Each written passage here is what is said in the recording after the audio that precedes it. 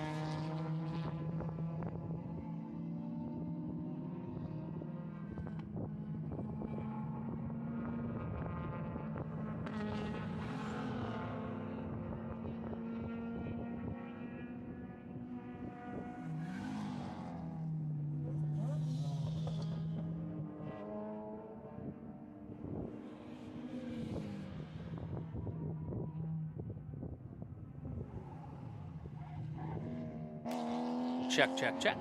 Can you hear me? How about now? So adjust your headset however you want. Talk to me. Testing 1 2 3. Testing 1 2 3. Let's go live. I can hear myself though. Is there any? Yeah, you're supposed to hear yourself. Oh, I hate that. All right, that's okay. We're live, so everybody now knows that you hate listening to yourself. Everybody hates the sound of their own voice, to be honest. Hey, everybody. Brand new racetrack here at Buttonwillow. That's how we wanted to start. This is the circuit at Buttonwillow, and when all things are brand new, things don't work like you always want them to, and we have brand new internet also. So, and it wasn't doing what I needed it to do to go live on time. But hey, guess what? We are live now, and this is we're broadcasting out of a shack. So let's pretend like the first. Well, there's that too. Yes, the internet is a problem. That's okay. It seems to be working now. We've got everything going, but yeah, it's exciting, Brian. The first day on this new track, first race ever on the new track. We didn't quite get the start to you because of the technical difficulties, but we've got the kind of. Yeah, they told us there were two. They told us that we're going to leave one in race control and one to us, and the one in race control never got there. So. I knew zero about it. I didn't know we had this on, but anyway. All right, this is allegedly streaming again. We are streaming. Really loud if they want. Alrighty. All right. At the moment, we are back live, again, working our way through technical difficulties.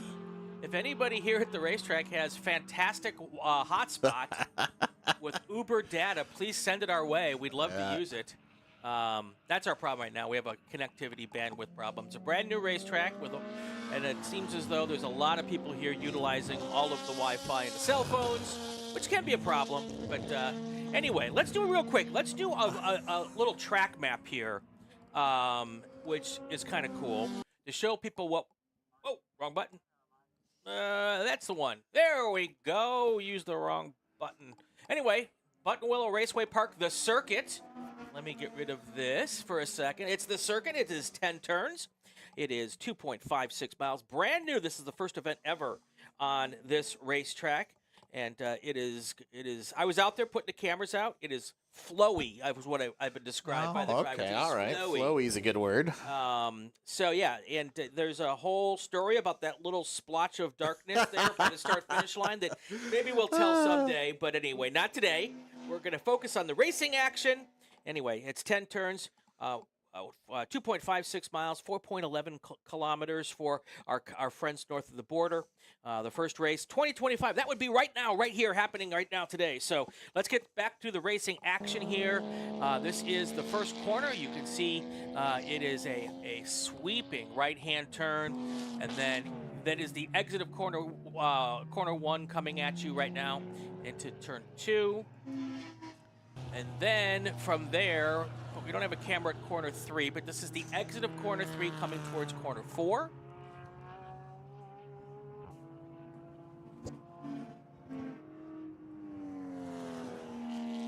That's what that looks like. And now we are corner 5 coming back at us here. This is coming out of corner 4, which is that long uphill kind of right-hander. Coming right towards corner 5. Corner 5 is a big old sweeper, which you can see off in the distance there. So that is corner 5 in the distance. Now you're coming into corner 6. Actually, this is one of my favorite cameras here that I've been able to. And this is actually working a lot better than I thought. Sorry for the little jittery camera. We'll see if we can get that fixed up for tomorrow here. I don't want to mess with anything now because we seem to be where we are.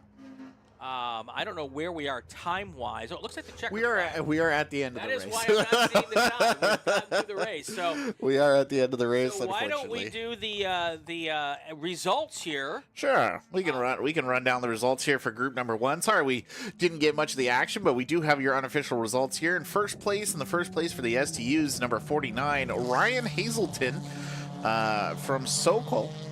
In second place, number 77, Wilson Powell from Dublin, California. In third place, number 11, Roger Eagleton from Burlingham. In fourth, number 62, Chris Qualls. In fifth, number 23, Carl Young. In sixth, number 116, Ryan Gutiel. In seventh, number 99, Cameron Wagner. In eighth, number 72, Michael Newmeyer. In ninth, number 32, Michael Lewis. In 10th, number 27, Jared Korth. Followed by John Davies, Bryce Johnson, Wesley Molno, David J. Oram, Mateo Siderman, Matt Latucky, Ron Tanamura, Christina Etherington, Dale Shoemaker, famous Dale Shoemaker, I should say, Todd Launchbaugh, Tony Kiratsus, Chris Cole, Bakir Begovic, I'm assuming, Lynn Griffins, Sayo Harayashi, and David Lecren, rounding things out there. 26 cars in this race, by the way, spanning 4 or 5 different groups, so a lot of racers out there on the track. But that is your final full field rundown here for group number 1, brought to you by the Inside the SCCA podcast from the Racing Network, Porterfield Brakes, and of course, raceschool.com.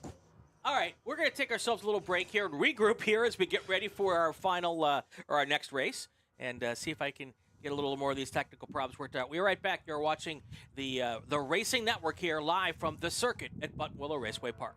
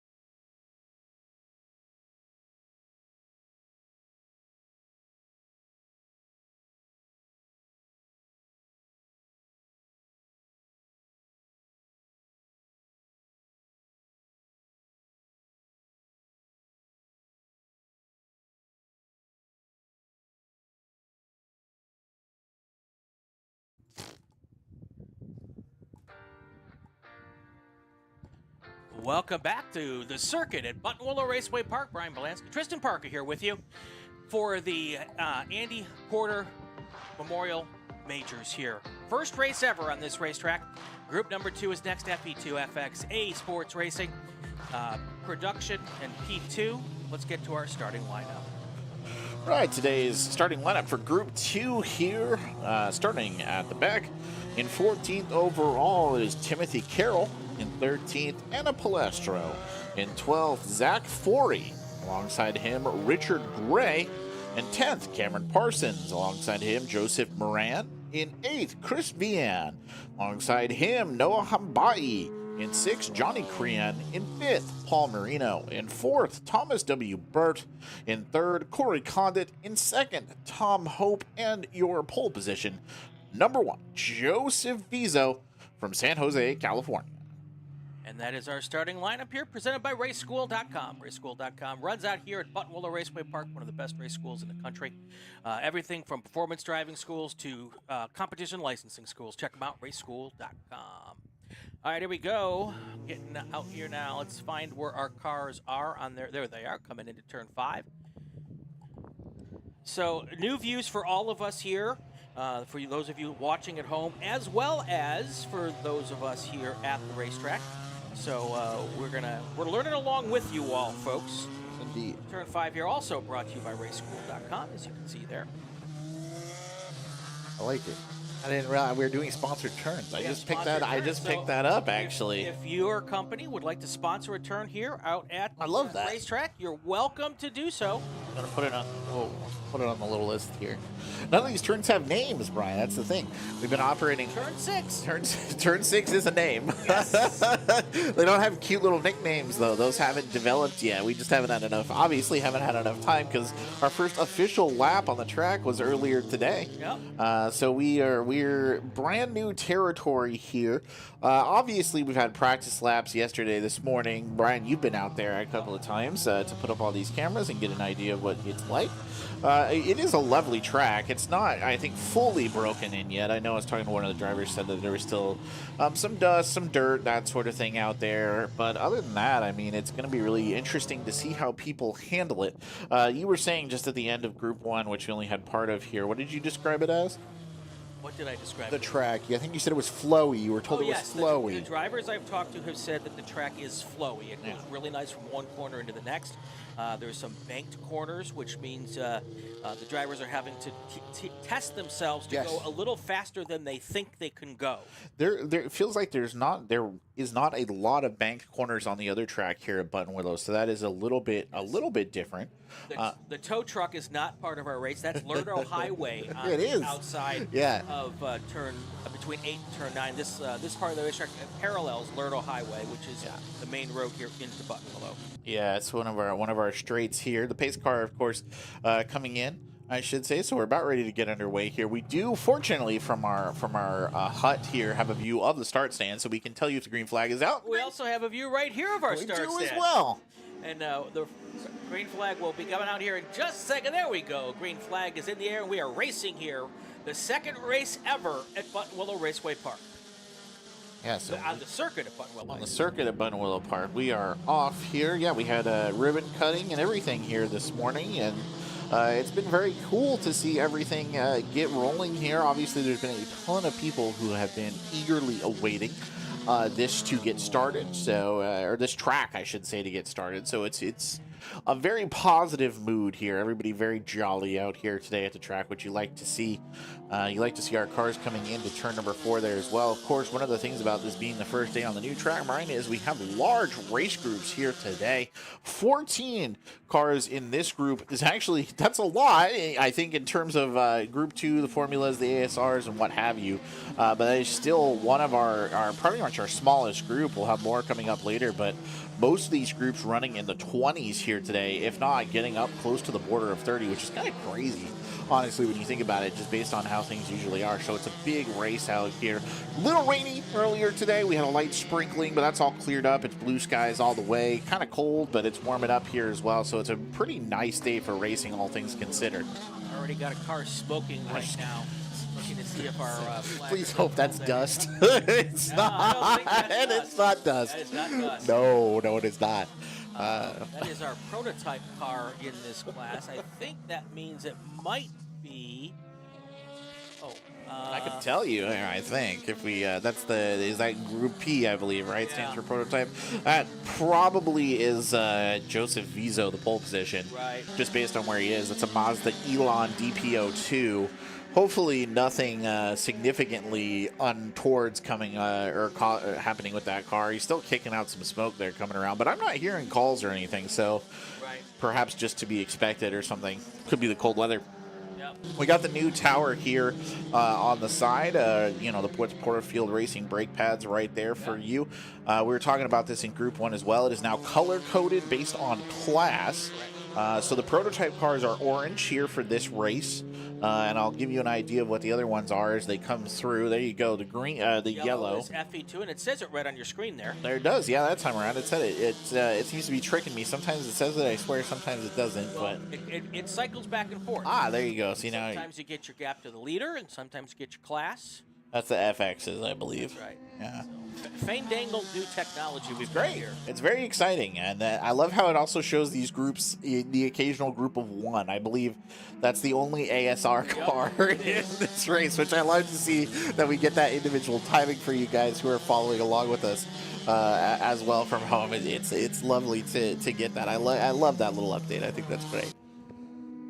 You've been putting in the hours here, Brian. We've got a great setup. Well, we have to thank Porterfield Brakes We do. and Raceschool.com. They are the ones who have helped us out. The technical upgrades this year, we're up to 10 cameras now when they're all working. When they're all working, yeah. Which is a huge step up for us. We're really excited about that. Also, the new timing pylon, which is a big step up from what we had last year. So, yeah, it's a big move forward. We're trying to give the best possible live stream out there for all the people at home. And we've got a report from one of our corners, side-to-side contact between car number 35, and an unknown car number. They weren't able to catch the car number on the other one.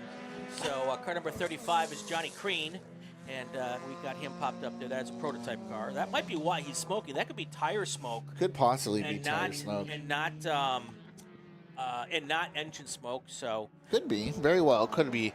I mean, mostly in this race so far, I think everybody's kind of just settled into the sort of rhythms. I mean, it's worth pointing out, obviously, that things here at the Cal Club, these races are not necessarily always going to be ultra competitive. Some groups are more competitive than others.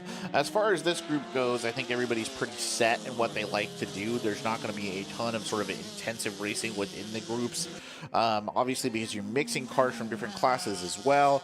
There's not necessarily a lot of jockeying to be first overall. You want to be first in your group and so on and so forth. So we'll obviously be keeping an eye on everything and the shifts that we have. But at the moment, Joseph Vizo, your pole position at the start of the race, he's still in first place overall and leading the prototype category. And there's a FE dust. That is absolutely Johnny Crean smoking, and the corners are now actually called in to recommend that he get what we call the meatball flag. That's the flag that you get when you've got a technical problem.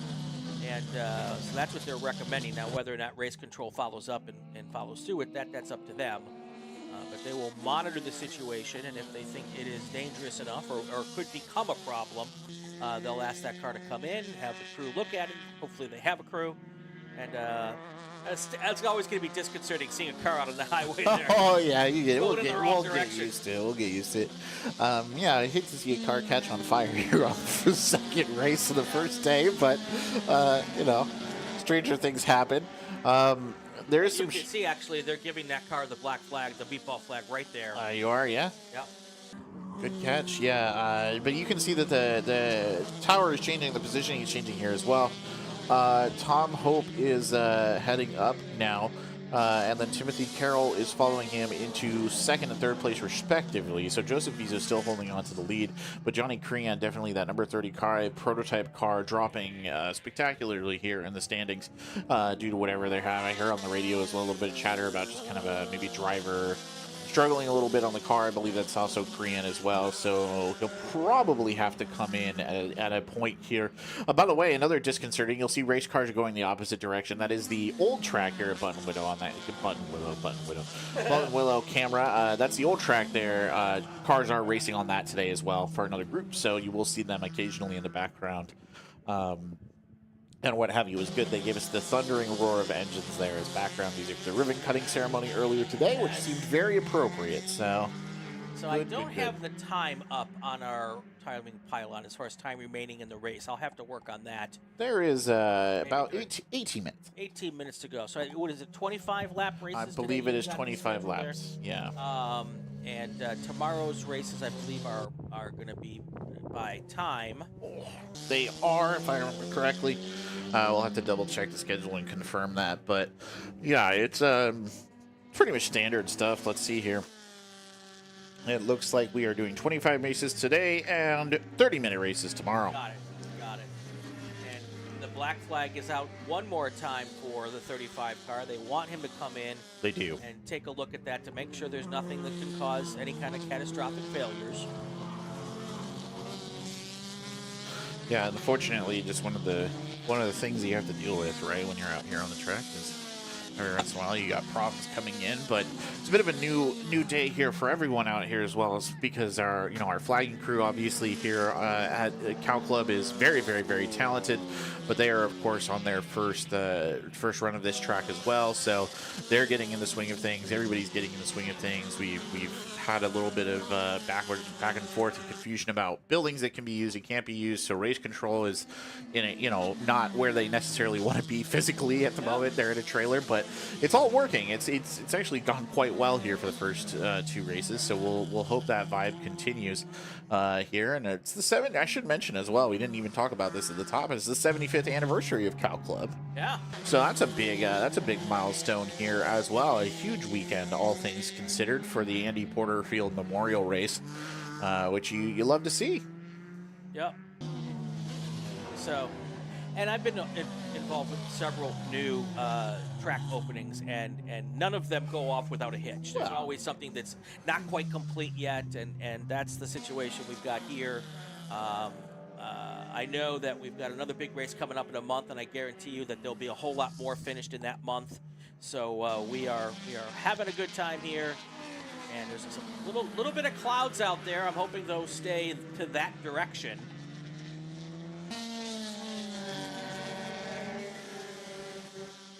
I've lost my leaders. There they are. I believe that's our leaders right there. Yeah, Johnny Green getting the mechanical black again, so I don't really necessarily know what's going on right there. He got it again coming through the starter stand. I know for sure, and he's got it at one of the corners as well, but he hasn't yet come into the pit lane. So interesting choices being made, but that's okay. We'll see how that develops here as the race continues. Joseph Vizo, I mean, he continues to be the leader here with Timothy Carroll holding on to that second place. Johnny Crean actually climbed up three spots there, despite, the smoke coming out of the car. He's the second overall in the prototype as well. And he will continue to work this track for now. It does seem like the smoking may be a little bit less visible just when you kind of check in here on your cameras. You don't see it being quite as noticeable, so hopefully maybe whatever the issue was has resolved itself to a certain extent, and well, things continuing at pace out here. It's been a nice race so far overall, very clean. Everybody about where they should be and just carrying on. This is our second race of the day. We've got 7 total, so 5 more after this one. And then we will come back out here and do it all again tomorrow morning. Tomorrow morning, we've got a race starting at 10:30 in the morning. There's our smoker coming in for his black flag. He will see what the situation is. He may or may not go back out, but that is the situation there. There's our leaders coming through past the start-finish line again. You have to forgive us as well. We're using a different time monitoring software here as well today, or I should say website time monitoring. site, so that's different as well. A lot of new today, which is, you know, it's good. I'm good with change. I'm good with it, I promise. But yeah, if you want to check along times or whatever at home, you're more than welcome to join us there. That's race-monitor.com. You can check that out. That'll give you the Cal Club majors right there. Yep. CalClub.com is the website to get to all the stuff about Cal Club. And then race-monitor.com if you want to watch the timing. But we have it right there on the screen for you today. Yeah, of course. Oh, there's a lot of dust. So one thing we have brought over from the classic track, and that's, by the way, the old track is now referred to as the classic track. Oh, I didn't realize that that has a name now, too. Now that has a name, and then this is now referred to as the circuit at Buttonwillow. They're not allowing me to name anything. They shouldn't be, but they're also not. So, yeah, there was definitely a call for an alert out there. So somebody must have gone off and on, or maybe got stuck off. I will say, having walked out there for the ribbon cutting, that is a very loose, thick layer of dirt out there, which means that if your car goes off and on, it's going to A, kick up a ton of dust, and B, I think it's probably deceptively easy to get kind of stuck in that soil that's on the edge of the track. It is something that you wouldn't necessarily know until you've gone out there and taken a look at it. I must say I'm quite happy that it didn't rain any harder than it did, because it would have turned into a mess. Yeah, but it would help with our... we got 3 cars off track. There were 3 cars off track. And I see a tow truck speeding. All of the cars are off the course, which is good. That was that dust we were seeing out there. We don't have a camera close enough to see the actual incident, so... More cameras. We will... You gotta notice. Where's that drone, Brian? Where's that? They had one out today. I was very impressed. It must have been to take pictures of the ribbon cutting or whatever. But I think you were the one who told me that when you start bringing drone into racing, it changes the matter. You can't have a drone crashing in the middle of the course. Right. So a whole other beast. But 3 cars out on that, so that's like just under a quarter of the field, unfortunately. As you can see on our timing pylon there, we've gone full course yellow, full course caution, and they need to slow the cars down here and get them set up so that the course workers can get out there and tend to the cars that are off the track there. So that is going to be our situation here. Time will continue to tick, and while we are doing the full course caution here, let me see if I can get the timing. Pace car is coming out of its hole as well, so it'll be out there on the track. I mean, I'll be honest with you, Brian, these things not surprising at all, right? We're probably gonna be seeing hopefully not a ton of full course yellows, but I think we'll probably see some here this weekend, especially today, just because people are not familiar with the track at all. I mean, it's such a difference to go from the classic track where people have been racing on that for 20 plus years or what have you. They know every turn, they know all the nooks and crannies, they know how you're supposed to handle everything. You come over here to the brand new track, and unfortunately you just cannot say the same of how you kind of handle this track and what it requires of you as a driver. So even with a couple of laps of practice under your belt, you're still sort of out there in the dark here today, right, in a competitive setting. Never sat behind the wheel of a race car. I feel like I sounded much more authoritative on that subject than I had any right to be, but it is true. And then, this is the vibe we get from people out here as well. It's a lot of sort of experimental racing here today. Well done. Yeah, I see our time out there as well. So now we got a good idea of how long we have left to go in this race, and now we wait to a certain extent. Still learning the timing pylon software here, so I had to figure out which toggle to make it happen. So, but we're good. So the time keeps ticking while we're under yellow here. Correct. In the Sports Car Club of America. So we will count this down. Hopefully they can get it cleaned up so we can go and get a couple of green flag laps in here before all is said and done. Up next is, I will see if I can pull up the proper one here. And Joseph Vizo, by the way, still comfortably in the overall lead here. Tom Hope in second place following him, but is quite far behind. What's up? I'm just trying to figure out which button to press here. I'm going to have to label these a little bit better here so I know what I'm doing here. New Group 3 is next, so that's coming up after all of that. The GTs. That's all of our GT cars, as well as our Touring 1 and 2 cars, and our Spec Corvettes. Big Spec Corvette continues to here this weekend. There is a Big Spec Corvette. Is up next. Yeah, I think there's a fair amount of cars in that race. I was just looking. It might be our biggest group actually of the day. Okay. And it's 29 cars in group number 3, which frankly for us out here at Buttonwillow, the fact that we have a 29 group, we have a 25 group and then a 28 group here today is astounding in terms of attendance. That's really good. Yeah. And again, another reason why I'm happy that it didn't continue to rain, because that would have been a mess. So it's good. It's going to be a lot of fun to see that many cars out of the track, because that's a rare beast, Brian, to see that many out. All right, so we are now at the halfway point here. So what we should do is do our mid-race rundown. I'm going to see if I can get this right here. Is it this one? Hey, I got it right. Well done. Mid-race rundown brought to you by raceschool.com. Take it away. Sure. Let's start at the top of the order here. Your overall race leader is Joseph Vizo in second place. Timothy Carroll in third. Joseph Moran in fourth. Tom Hope in fifth. Corey Condit in sixth. Chris Vian in seventh. Johnny Crean in eighth. I'm sorry. Paul Marino. He's got number 44 there. Threw me off. In ninth, Noah Hambai. In 10th, Thomas W. Burt. And then from there, Cameron Parsons, Zach Forey, Richard Gray, Anna Palestro. I wish I could tell you folks who was off in that incident. I don't quite know. So that's just our order as it stands there. I assume that probably the people who are further down that order are most likely the ones who are out right now. Hearing on the radio, there's 3 cars that are just out. So they're not coming back on. But anyway, I should say that is your mid-race update brought to you by raceschool.com. Thank you so much for for sponsoring here. We appreciate the support, and definitely helps this tech upgrade that Brian's got. It really has made the whole thing so much better, so we appreciate that financial support indeed. Absolutely. So I don't know the car numbers, but I'm getting word from Race Control that a car spun, stopped center track, the next car hit him, and then the third car hit the second car.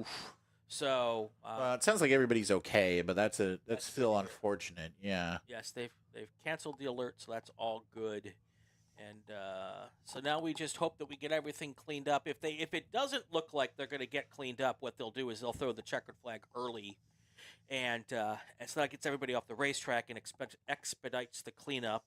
Because it is January and we have limited light, so I did not pay attention yesterday to when we got dark. I was busy trying to put everything together here.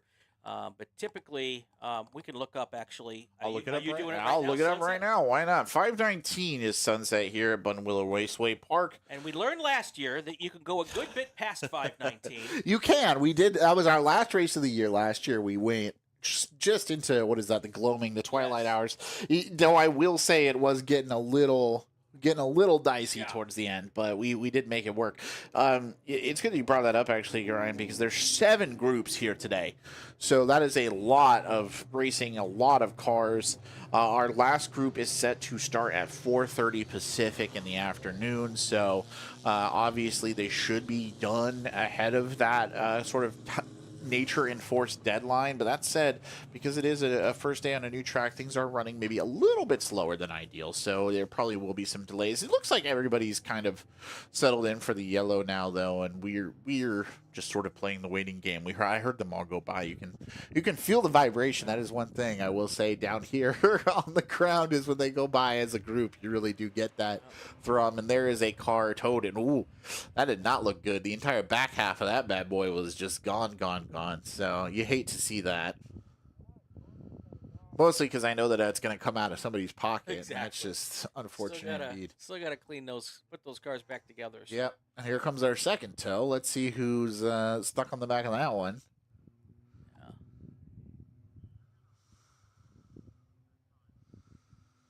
All right. So coming up on 4 minutes and 30 seconds left to go in our race here. Honestly, I'm a little surprised they didn't throw the checkered flag yet, but sounds like they might go back to the green, actually. So like we'll finish her. We'll finish her out. And we don't do it here very often, but the stewards do have the latitude to add time to the clock if there is. Right. That's something that doesn't typically happen with Cal Club. they usually stick pretty much to the clock.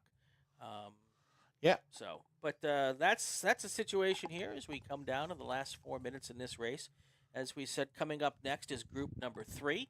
Group number 3 is GT1, GT2, GTX, A Sedan, Touring 1, Touring 2, Spec Corvette, ITE, and SP.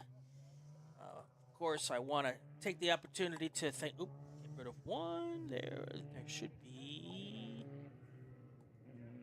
Oh, there we go. There you go. Cal Club Racing, of course, presented by Porterfield Brakes. Go to Porterfield Brakes for all of your racing brake needs. And actually, they have streetcar stuff too as well. Tools for working on your garage or at the racetrack. Tons of good stuff, and they are absolutely fantastic people. Those are the good people at Porterfield Races. Porterfield-brakes.com. We talked also about raceschool.com. They are also one of our new partners this year. Thank you very much to them. Lights are out on the pace car. That means next time by, we're going to go green, and I think we're going to get maybe 2 laps in here. This could be really exciting.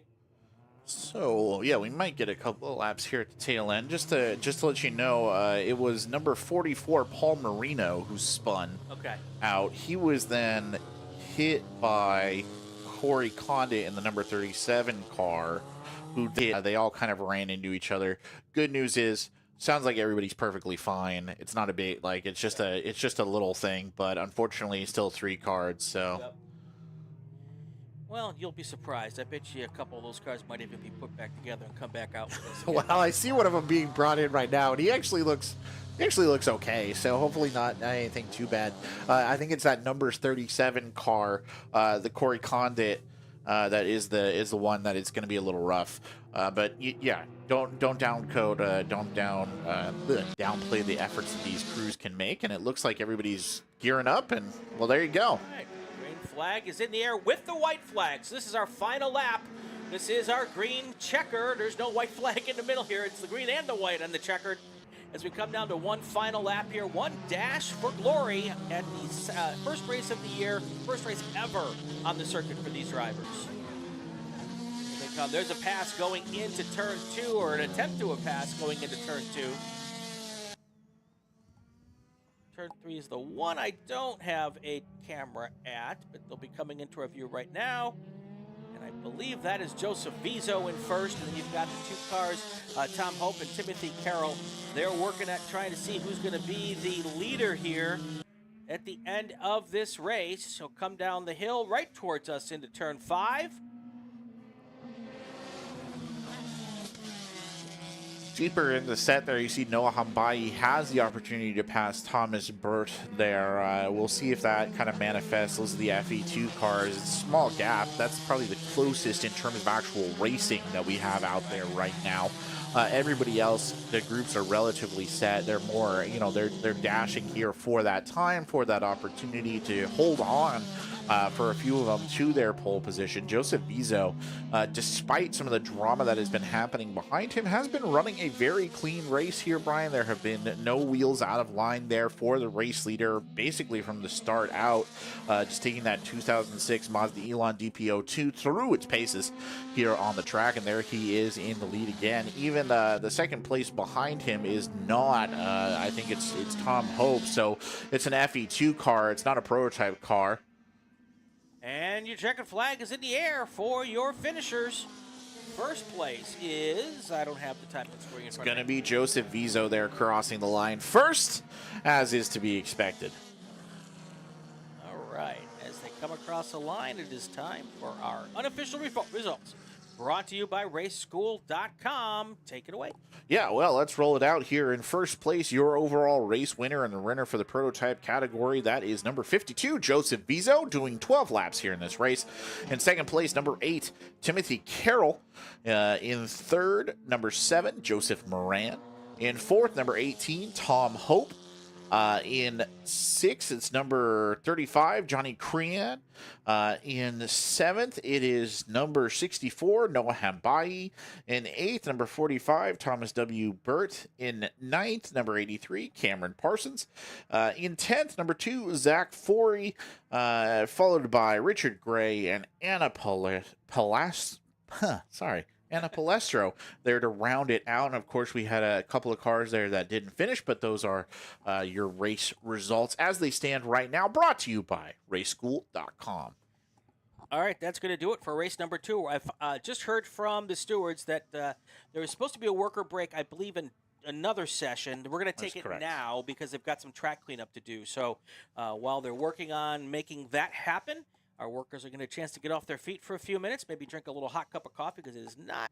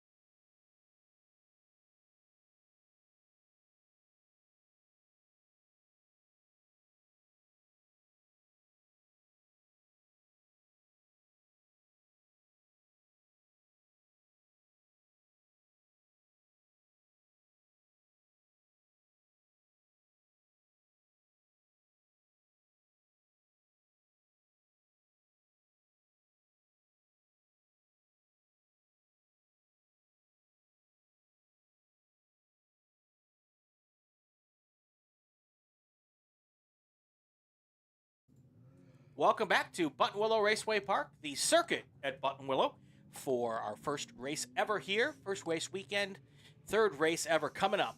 GT1, GT2, GTX, A Sedan, Touring 1 and 2, SP, Spec Corvette, and ITE. We've got our starting lineups, actually. Tristan has our starting lineups. Here we go. I've got your starting lineup right here. Buckle in, folks. There's a lot of names on this list. So, starting in 29th, number 54, Van Hunter. In 28th, number 30, Matt Latucky. 27th, number 88, Robert Kelly. Alongside him, number 116, Carl Fung. In 25th, number 10, Michael Lowe. In 24th, number 11, Roger Eagleton.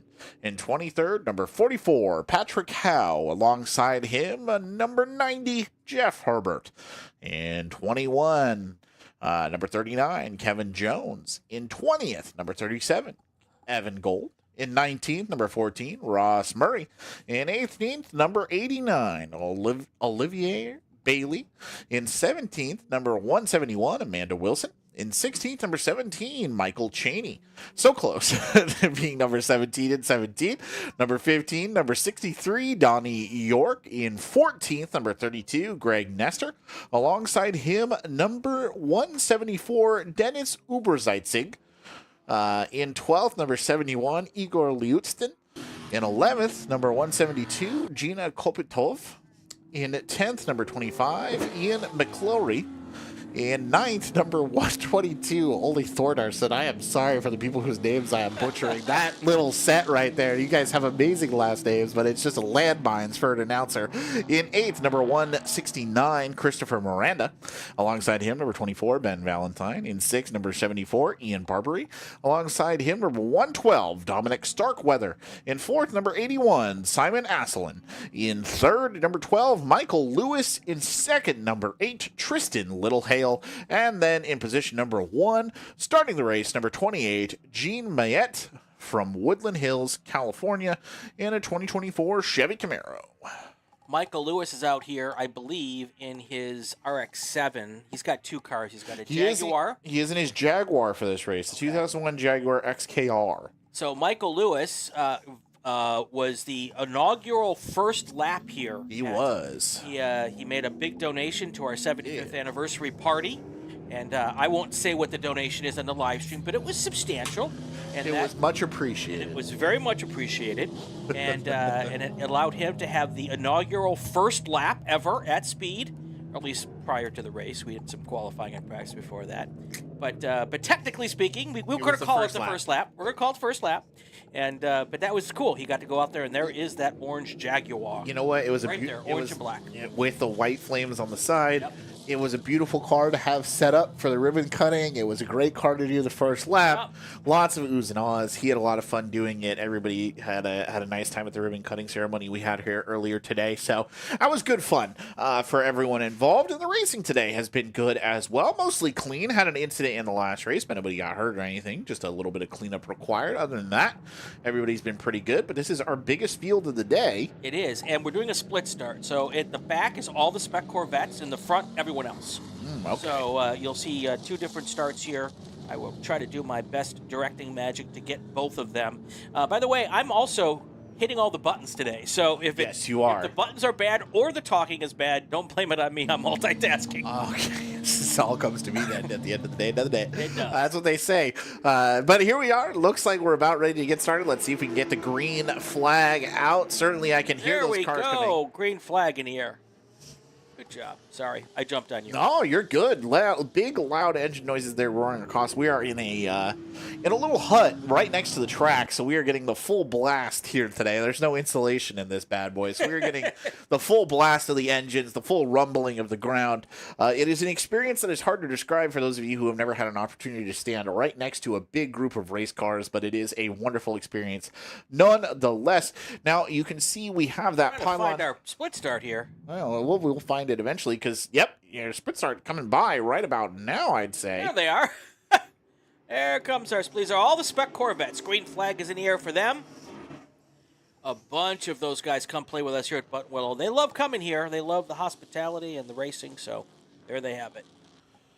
Yeah, I was just going to say we have a tower here on the left-hand side, allow you to keep track of where people are. It's color-coded now for the groupings, so if you see a number of cars that are in their specific group, it'll tell you eventually who's what, so I won't belabor you with that. But like Brian was saying, we do have the split start here today, so it's going to make things maybe a little bit more confusing in terms of time. Important to remember for those of you who are not familiar with the SCCA Cow Club races. I'm assuming most of you are if you're tuning in, but just in case you're not, they're racing not against each other overall, but within their groups. So you will see group leader, group standings, and those are what matter in terms of who's getting a podium or what have you. Obviously, there's points of pride involved with being the person who gets to be at the top of the overall race, but usually what tends to happen is somebody blows it up right on the cars, and they'll be out in front. Absolutely. The guy you'd be looking at for that today, obviously, Jean Mayette there in the lead at the start. Tristan Littlehale, though, in the BMW M3 is a very fast car as well, so expect there to be some competition there at the top for the GT2s. Wouldn't surprise me at all. And you can see actually already just based on the times coming out of that first lap that they are very close together. There was maybe about 0.3 of a second between the two of them, so that's something to keep an eye on there at the top of the list. Michael Lewis, he's up there in terms of just having that fast Jaguar car, but he is technically racing a GT1, so he is in a category of his own. You can see the red number when it comes up on your screen. That will be Michael Lewis alone in the number 12 car, so it helps keep track of things and whatnot. Wow, we've got all cams going out right now, which is pretty cool. That? Also an Eagle cam. I don't know how that I know that's not going to appear. It's not going to appear on your stream, folks, but it was very funny for me to look at the bottom left corner. There's just eagles hanging out. So the Big Bear Eagles. So you know, they're great. I love it. All right. Yeah, no, it's funny to see, but cars come speeding by here, and it's great. I mean, Brian, you've been out there. You put out what I think you have 10 cameras on the track today, so we've got a lot of different angles for you guys, giving you the best possible view we can of the race based on what we've got going for us. And yeah, you can see that gap there. Tristan Littlehale, 0.2 of a second behind Jean Mayette. So it's not going to, I think, be one of those races where a guy just thunders out ahead of everyone. Jean's going to have to defend that. Dominic Starkweather and Simon Aslan, they were not far behind either in that mix. So the GT2s remaining competitive here today. Full disclosure, the Eagle Cam is there, so that's what I use to test the system before we go live. When I don't have any pictures up, I want a live picture, and the Eagle Cam's always there. It's both ecologically friendly and patriotic. We're all about that here. Yes. We've got all sorts of people out here this weekend to watch the race. We've got other, I think, camera crews out here. We had drones flying over earlier, so we've got a big crowd here for the first race, as you would expect. Hopefully, we'll keep that attendance up. This track needs more cars on it, so hopefully we'll keep that attendance up. In terms of conditions for this Group 3 race, not a lot has changed in the course of our worker break. Some dust kicked up right there. I don't know who that was, but nobody's been off track just yet. But I will say... it's not true. But came back on. Off and on. Okay, they're not stuck off, I should say. Yes. In terms of conditions, it's a relatively crisp, clear day. We had a little bit of light rain earlier, but it didn't really affect the track. Track itself, though, needs to be worn in a little bit, is what I heard some of the other drivers talking about. It needs to be worn in a little bit, and it's a little dusty. Unfortunately, we've had a lot of wind. The winds have not been too bad today, per se, but there has been some breezes that put some dust out on that bad boy, so it needs to be broken in just a bit. In the chat, 16V Pete. Is that 16 volt Pete? I don't know. Thank you for being here. Kathy Hall, Glenn Alop is here as well. And Mark Speed with 3 fires. Thank you, Mark. We're on fire. Love that. Roger Cadell. Yes, we are very happy. We broadcast all of the races here for Cal Club, except for maybe Willow Springs. There is really rough bandwidth at Willow Springs. Oh, yeah. And we don't always have enough to be able to do a show there. But all the rest of them, we bring to you live and in Technicolor here. Big improvements this year with the live stream. We've got up to 10 cameras. We've got our brand new timing pylon on the left side of the screen there.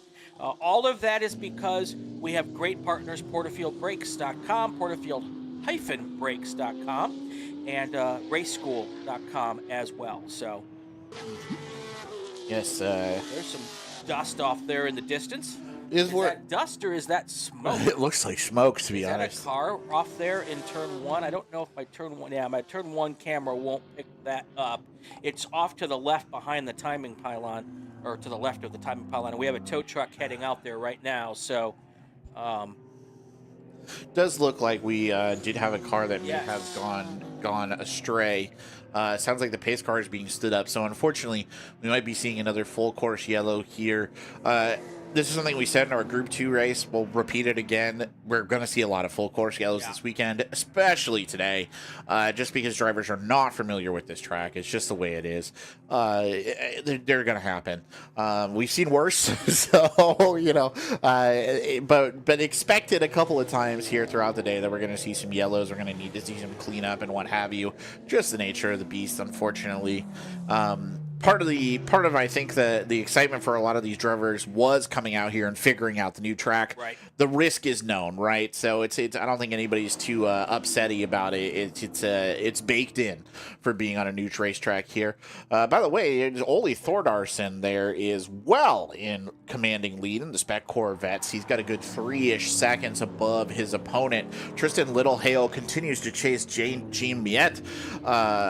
Unfortunately, gonna have to slow things down. Full course yellow is out. That means those positions are gonna hold for now, and we'll see what has to happen here on the track to make sure everybody's safe and sound. Yep.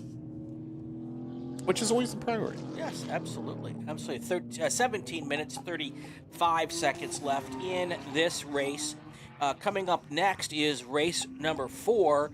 This is always a barn burner, Tristan. It is Spec Miata, Spec MX-5. I don't know if we have any showroom stock Miatas or SMTs here this weekend, but that is what is up next, and it is going to be fun. It is. It is going to be good fun. 25 cars in that group, all very competitive. Yes. A ton. I would say almost 3/4 of that is Spec Miatas. Yep. And then the rest are SMXs. So, yeah, there's going to be a lot in that group. I mean, I was saying earlier, all our groups this weekend are big. That one is 25. Group number 5 is 23. And then group number 6 is 28. Group number 7, rounding it out, that's our smallest group. It's only 6. But that's just the Formula 4. It's basically racing on their own, I think, here. So, yeah, it's gonna be a lot of cars out on the track, which I will say, unfortunately, probably increases the likelihood of things like a full course yellow, just because the more bodies there are, the more likelihood somebody's gonna go wrong. That's just, again, the nature of the beast. But for now, we wait under the full course yellow as we get things going here. I believe when I talked to you about this before the turn of the year, Brian, most of the races this year here at Buttonwillow are tentatively planned to be on the new circuit. We won't be back at the classic track until sometime in the fall, I think. Yep. So if you're coming out to the Cow Club races, or you're just going to be watching the Cow Club races, we're going to get awfully used to running this track, and we're going to break it in. I'm still slightly upset, and I know this is not how these things develop. I am slightly upset that there are no fancy turn names yet. Nobody's come up with any nicknames. I guess those will just grow organically as time goes by, but I am always... I know. You want one of these to be the Parker turn.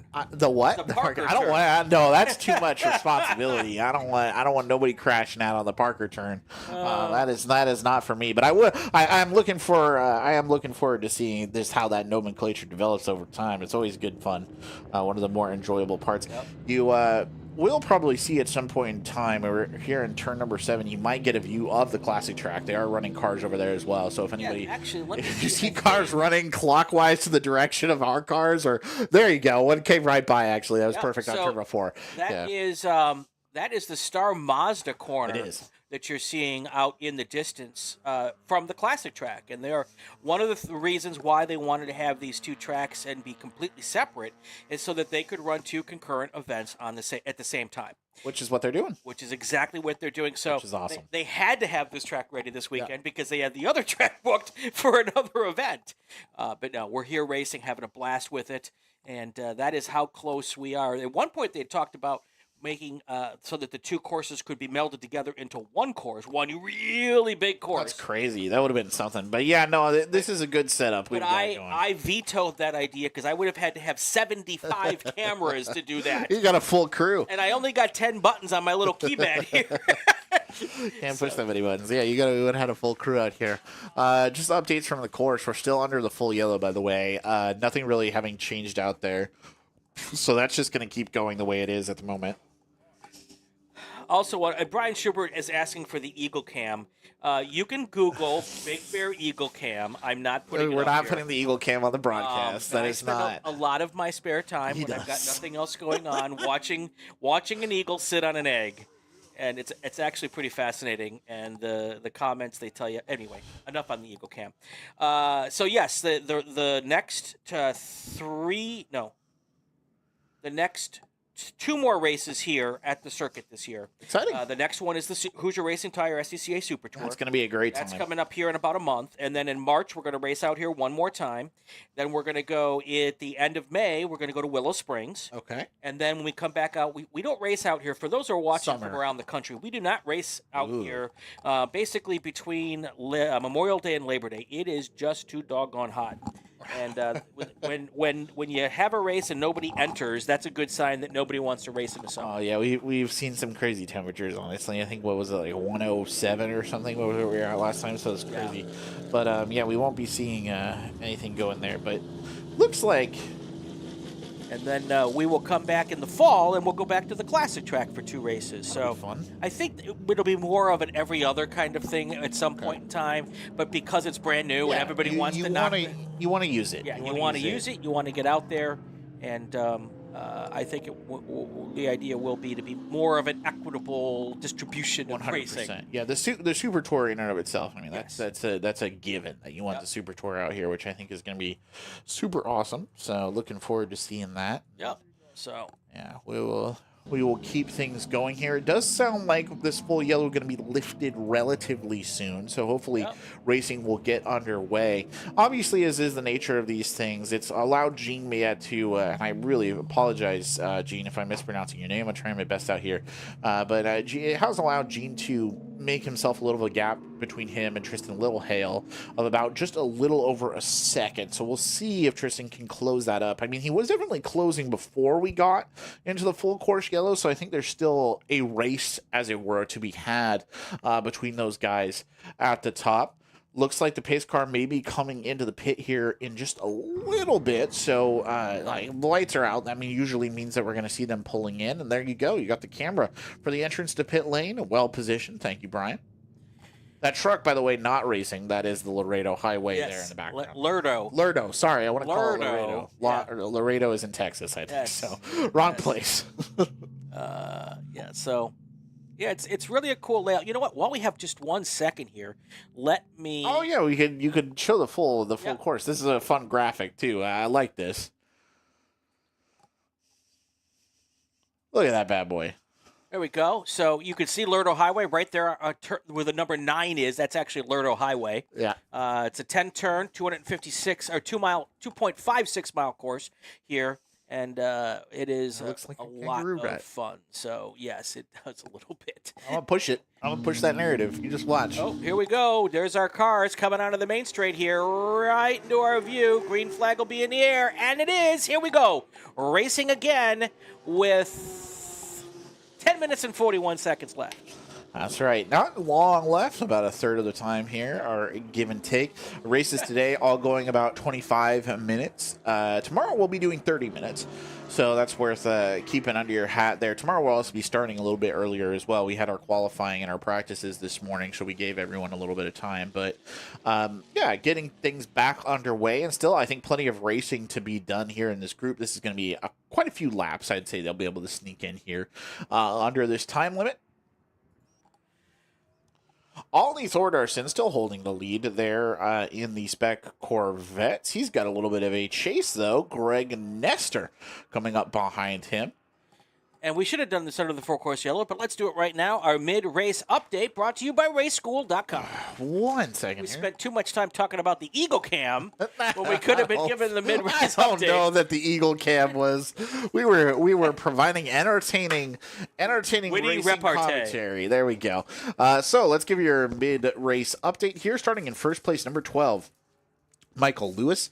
In second, number 28, Jean Miette. In third, number 8, Tristan Littlehale. In fourth, number 81, Simon Aslin. In 5th, number 12, Dominic Starkweather. In 6th, number 74, Ian Barbary. In 7th, number 24, Ben Valentine. In 8th, number 71, Igor Lustin. In 9th, number 25, Ian McLowry. In 10th, number 169, Christopher Miranda. Followed by Ole Thordarson, Greg Nestor, Roger Eagleton, Donnie York, Ross Murray, Michael Cheney, Kevin Jones, Dennis Uberzitzig, Jeff Herbert, Patrick Howe, Olivier Bailey, Amanda Wilson, Van Hunter, Carl Fung, Robert Kelly, Michael Lowe, Matt Latucky, Evan Gold, and Gina Kopitov. And that is your mid-race update brought to you by raceschool.com. Should clarify, probably some of those drivers are no longer in the race. I don't know exactly who it was that had to be taken out. I think it might have been Gina Kopitov and Evan Gold, but I don't know that for sure. For what it's worth, as far as we know, nobody's hurt or anything. Everything's fine out there. It was just a small incident with 1 or 2 cars. So everything back underway as per usual. The race continuing here. The big one still, Jean Mayette being chased by Tristan Littlehale back there. Not much of a difference between them, about 0.8 of a second. So that's doable in 8 minutes here if you're sitting in Tristan Littlehale's position. Simon Aslan is about 2 seconds behind. So the likelihood of him catching up to Tristan is unlikely unless something strange happens out there in the pack. That's just not probably going to happen. But as you go a little bit deeper into the ranks here, there's not as many close competitions. I do think, again, Ole Thordarson does have a little bit to worry about. He's got a chaser in Greg Nestor, maybe about a second behind. So that's something for him to keep an eye on. But in general, positions holding there. And there you go. There's a good idea. So Greg Nestor about 1.4 seconds behind Ole Thordarson, so making a fight out of it for sure. Kevin Jones and Patrick Howe, obviously they're battling. It's not all that close. Tristan Littlehale, 0.2 of a second now behind Jean as they come over the line. Michael Lewis has moved up into that pole position, but as I was saying earlier, Michael Lewis, Brian, he's racing on his own. He's in his own category. He's in his XKR Jaguar. He's just pounding the dirt. It's Jean and Tristan who you really want to keep an eye on right now. Michael Lewis, a multiple national champion in multiple different classes. So he is often in a class of his own, even when he has lots of other cars on the racetrack with him. Talented driver for sure. Very talented. No doubt about it. I mean, a lot of our drivers who come out, I should say, are very talented individuals. But yes, he is a good one to be sure. Well, and it takes a broadcast professional, by the way, to continue broadcasting without missing a beat after a root canal falls out while you're talking. Are you okay? I am great. I am so good right now. It is one of those weekends. It is. Here. It really is. If nothing else, it has been an adventure. Thankfully, it does not hurt, but I haven't tried to chew anything yet. Oh, Christ alive. Anyway, I don't know. I'm not allowed to. I don't know if I'm allowed to say that, but oh my gosh, that's no good. Okay. Yep. We need a black flag in the. No. We don't want to talk about that. No, yeah, in the hut for mechanical black flag for your teeth right there. Jeff Loesch is in the chat. He is rooting for Nestor. Which Nestor is he rooting for? Greg Nestor, who was chasing after Ole. Yes. Ollie, maybe. Ole, I don't know. It's Ollie. Ollie, okay, there you go. And we will... we'll keep you updated on that, don't you worry. We might have some in-car cameras from the Spec Corvette guys tomorrow. I'm hoping I can find out about that, so...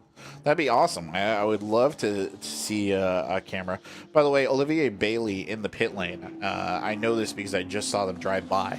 So I know that they've pitted here for now. But, yeah, 2 races to keep an eye on then, both for first place overall in their positions. That's Jean, Mayette, Tristan Littlehale chasing each other. And then deeper in the pack for that split start group, you do have Ollie, I should say, Thordarson being chased by Greg Nestor. So something to keep an eye on there as this race begins to wind down. All right, there are your leaders right there coming through. Let's see if I can pick up that battle for the lead in Spec Corvette. I'm going to sit here just for a minute. Maybe they'll come into our viewpoint here.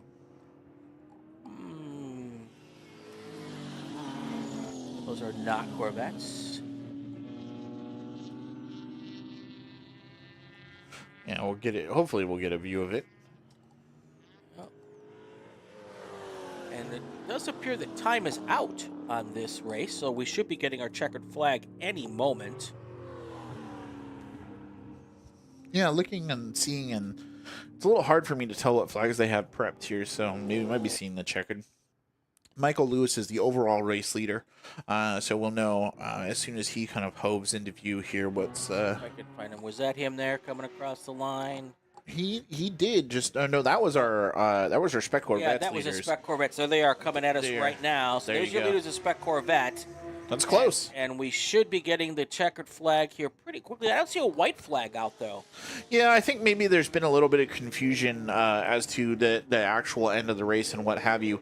We should say one of the other things that is new here this weekend is we are using a new sort of tracking system. Both what Brian and I are following and I think what's being used for the broadcast, right. Is a little bit different. So there are some kinks to be worked out in that as well. Right. So we're not always, unfortunately, going to be able to give you the best timing. It does look like, by the way, Greg Nestor got passed actually by another car in the GTs. It's my bad. It was, I just had him on here. Donnie York slid ahead there of Greg Nestor. So he's now chasing Ollie Thordarson for that lead spot. Sorry, that is in the Spec Corvettes. Donnie York got ahead right there. So that's still firing away. And it's something definitely you want to keep your eye on amongst the races that we have right now. But yeah, as I said, new system. We're still starting to get the groove of it a little bit. So you got to give us a little bit of slack there if things aren't always exactly what they should be. Well, and I should say that the new system is just in how it goes to the web for everyone to watch. Right. It's the same old system in timing and scoring. Yeah. So we know who's first. The important people know who's first. I should have clarified. You're right. No, the important people know who's first. It's just us on the back end a little bit behind. Such as it is, but SCL is in the chat, says, hi, Angie. Not quite sure who Angie is, but that's awesome. Hello, Angie. Oh, and now I see a flag almost getting ready to come out. That makes me think that might be the white flag. It would track with where things have been in the race so far if that was the flag that was going to come out. Yeah.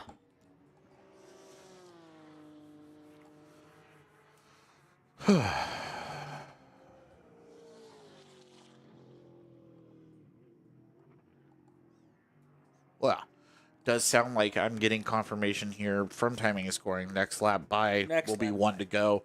So the white flag will be coming out shortly here, and we'll be wrapping up for group number 3. 7 groups here today, so we're just a little bit, or we'll be just under halfway through. Yep. When everything gets said and done at the end of this race. So that's something to keep in mind right there. So, Angie is a racer's wife. She is watching. Very cool. And Essie is her friend. Whenever you go to a new racetrack or you get a new racetrack, I find camera angles to be fun. And this is my favorite, I think my favorite camera angle out here right now. That's turn 5 off in the distance coming towards turn 6, which is what this is right up close here. So it's a big sweeping left-hander into another, they call this, I think this is what they consider the hairpin. It is a legit 180 here. And then it goes all the way down here towards turn 7, which is a nice long downhill straight. And then turn 8, you'll see turn 7 in the distance. It's just a straight up right 90-degree left-hander. Cool. Oh, there's a puff of dust out there. Somebody went off. Does make it very easy to identify when somebody goes off. We've brought that feature of the classic track over here to the built in to the. All right, white flag is in the air. Oh, there is the dust. So we know where that came from. Now, where is our leader? Any idea? I think maybe. I don't know, actually. Who is our leader? It's David. Who is our? It's Michael Lewis. Okay, because our other monitor here, I got to refresh that because that doesn't seem to be working. Michael Lewis is a very noticeable color. Yes, it's orange and black with white flame decals. Yes. So it's a bit hard to miss. I will say something else that is another thing that we're adapting for in terms of it being new is we are no longer elevated. We are on the ground Yes. level, so there's no way for us to sort of stand up, pull out a binoculars or whatever and look across the course. We're kind of just based on the information that's coming from the cameras and what we can see out of the windows here in the shack. So that is how it is. A literal Radio Shack here today. Yes. Yeah, we're a bit limited in that regard, which is a shame, but that's just the way things are right now. So the one way I know we're going to get the leader coming across the line is by just waiting here for him to get Yes, yes. We can see the starter station, so when he preps the checkered flag, which it looks like he's starting to prep it now, we've got a relatively good idea that we'll see the leader coming across here, and then we can give you an idea of where everything stands. I mean, it's been some close racing here on the back end, and I think any second now. And in the middle of this pack of cars, you're going to see him. There he is. Michael Lewis is the winner of the first ever Spec Corvette GT2, GT1 race here at the circuit at Buttonwillow. Let's go through our final rundown here. Let's give him a few seconds to come across the line. Let's give him a few seconds. You had a quizzical look on your face. It's not. I'll explain to you in a minute. You're okay. Yeah, no, it has nothing to do with the race such as it is. But yes, Michael Lewis comes thundering across the line right there. He set himself a bricks case and I think just played it out as it were. So we have our remaining racers here on the course, and I think we're safe to say who's in the lead right now. These are your unofficial results brought to you by raceschool.com. So starting with your overall race leader, as we said, number 12, Michael Lewis from Poway, California, and his 2001 Jaguar XKR. In second, number 28, Jean Miette from Woodland Hills, California. In third place, number 8, Tristan Littlehale from San Jose, California. In fourth, number 81, Simon Aslin. In fifth, number 112, Dominic Starkweather. In sixth, number 74, Ian Barbary. In seventh, number 24, Ben Valentine. In eighth, number 25, Ian McLowry. In ninth, number 71, Igor Lustin. In 10th, number 169, Christopher Miranda, followed by Ollie Thordarson, Greg Nestor, Donnie York, Roger Eagleton, Ross Murray, Kevin Jones, Michael Cheney, Patrick Howe, Jeff Herbert, Dennis Wilberzetzig, Olivier Bailey, Amanda Wilson, Robert Kelly, Van Hunter, Carl Fong, Michael Lowe, Matt Latucky, Evan Gold, and Genia Kopitov. All right, that's going to do it for race number 3. When we come back, oh, by the way, unofficial results brought to you by raceschool.com out here at Buttonwillow and at Willow Springs, one of the best race schools from anywhere around the country. People come here from all over to get their training. It is raceschool.com. Check them out. All right, when we come back, we will have Group 4 up next. Spec Miatas, all things Miata. That's up next. Stay with us, everybody. And we're clear. Oh, wait, we're not. Stand by.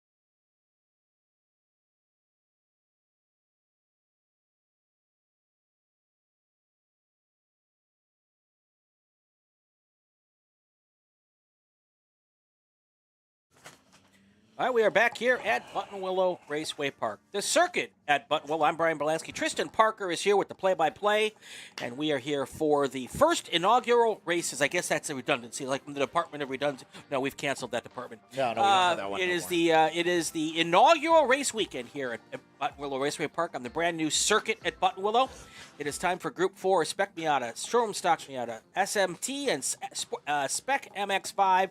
Our starting lineup is here from raceschool.com. Take it away. Yeah, let's start at the back of the pack here. Number 25, or I should say in 25th, number 199, Bill Nelson. In 24th, number 28, Broderick Dunlap. In 23rd, number 17, Alan Lucart III. In 22nd, number 47, Alex Pollard. In 21st, number 34, Sayo Haraishi. In 20th, number 45, John Stott. In 19th, Dave Tweedle. Alongside him, number 8, Spencer Douglas. In 17th, number 93, Bakir Begovic. In 16th, number 13, Todd Launchbaugh. In 15th, number 77, Curtis Z. In 14th, number 3, Max Logman. Alongside him, number 71, Matteo Siderman. In 12th, number 87, Clement Lee. Alongside him, in number 37, I should say, Jeremy Rudder. In 10th, number 35, Evan Jacobs. Alongside him, number 169, William Wallace. In 8th, number 15, Bryce Johnson. In 7th, number 67, John Davies. In 5th, number 116, Ryan Gutiel. In 4th, number 86, Cooper Hicks. In 3rd, number 111, Wesley Molno. In 2nd, number 7, Christian Hogland. And then your pole position overall leader and the leader of the Spec Miata X group, that is number 27, Jared Korth from Clovis, California. Is that all of them? I think so. Wow, you are so good. Did I miss? Actually, I think I might have missed one person. Michael Newmeyer here, number 72 in 6th place. My apologies, Michael. You're in there too, and you are racing. All right, that is our starting grid, brought to you by raceschool.com. Another big group here, Group 3, and obviously our Spec Miatas. So a competitive group. We love the Spec Miatas. They are out and about. They are always a very entertaining and competitive group, so I'm looking forward to seeing what they bring here. I know they're all very eager for their first race on this course. I've been looking for it for a while, so we'll see what they've got going as we get rolling here. Let's see if we can find our pack here. No split start for this one, no. to confirm, right? Everybody's going at the same push. There's basically two groups. Actually, there is a split start. Oh, there is a split start. Okay. So there are two groups. There's a Spec Miatas X, and then there are SMXs, I should say, and then there's the pure Spec Miatas. So pace car's in. So it should be Spec MX-5 up front, come into the line right about now. They'll come into our view. When they do, the green flag may or may not come in there. Actually, it probably will come in the air because there's a second group of cars coming through behind them. And the green flag is in the air, and we have our start of this race. So much fun. Good times. Good times had by all. Yes, indeed. They are out and going, and we'll see who emerges the top. I mean, I expect these are competitive, and it looks like our second group has gone through. They are also green flags, so everybody. There is our second group getting their start. Everybody is out and ready to go.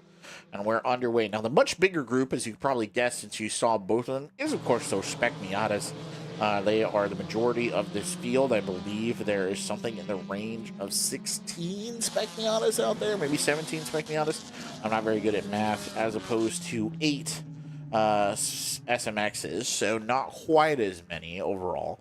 But you can see there on the new pylon, it will be the SMXs are in yellow and the Spec Miatas are in red. So that'll give you an idea of who's leading where.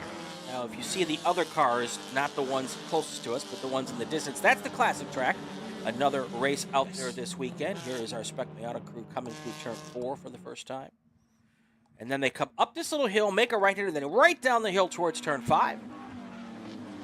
I believe, is that Ryan Gutiel up front? It'll be that powder blue car. Yeah, I think it might be. We're gonna in the SMX car today. We're gonna need another. He's in his XMX today, okay. So that might not have been him. We're gonna need an update as they come around the first time. Yep. and that'll give us an idea of who's sitting where, relatively speaking. Usually, I will say, I feel like there's not a ton of jostling that happens on the first lap for most of our groups. Spec Miatas may be the exception there in terms of guys trying to make some moves. I mean, the SMX and the SM drivers, they are all very competitive, very talented drivers, so you will see people pulling some fast stuff early, and it looks like they've come across the line. Jared Core still the overall race leader for that group. Christian Hoagland holding in. Cooper Hicks did make a leap around Wesley Molno there to come up and take the third place overall. So that's something to keep an eye on. Similarly, John Davies shifted past Ryan Gutiel for that fourth place spot. So a little bit of shuffling going on there at the back of the pack. That Ryan Gutiel car, very interesting. He had a really bad incident at the runoffs. And that car ended up coming back. He had to cut off the front end of the car and weld a new front end on it. Spent all winter working on it. Got it out 2 weekends ago for a test. Last weekend at another race in Phoenix area. And car's back, put together. Did all the work himself with the help of a little bit of a body shop to help him get everything straight. But he's out here, and it is this blue car right behind the white one there. That's Ryan Gutiel there.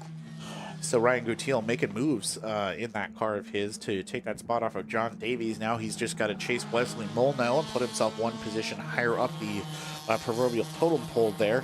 Deeper in the pack, it looks like William Wallace, the leader of the Spec Miata, is just holding strong. Evan Jacobs, Jeremy Rudder chasing behind him for now. But again, these things do sometimes change on a dime. We saw that in our last race. Some things shifted very quickly there towards the end. All it takes is one car going off. We've had a full yellow in 2 of our 3 races so far today. And that is perhaps a trend that will continue. Hopefully not in any sort of dramatic fashion. Jared Korth, again, your overall leader. He's in that 2006 Mazda MX-5. He's relatively ahead of Christian Hoagland. It's not a huge gap in between them. It's certainly, I would say, the surmountable 0.291 seconds between them.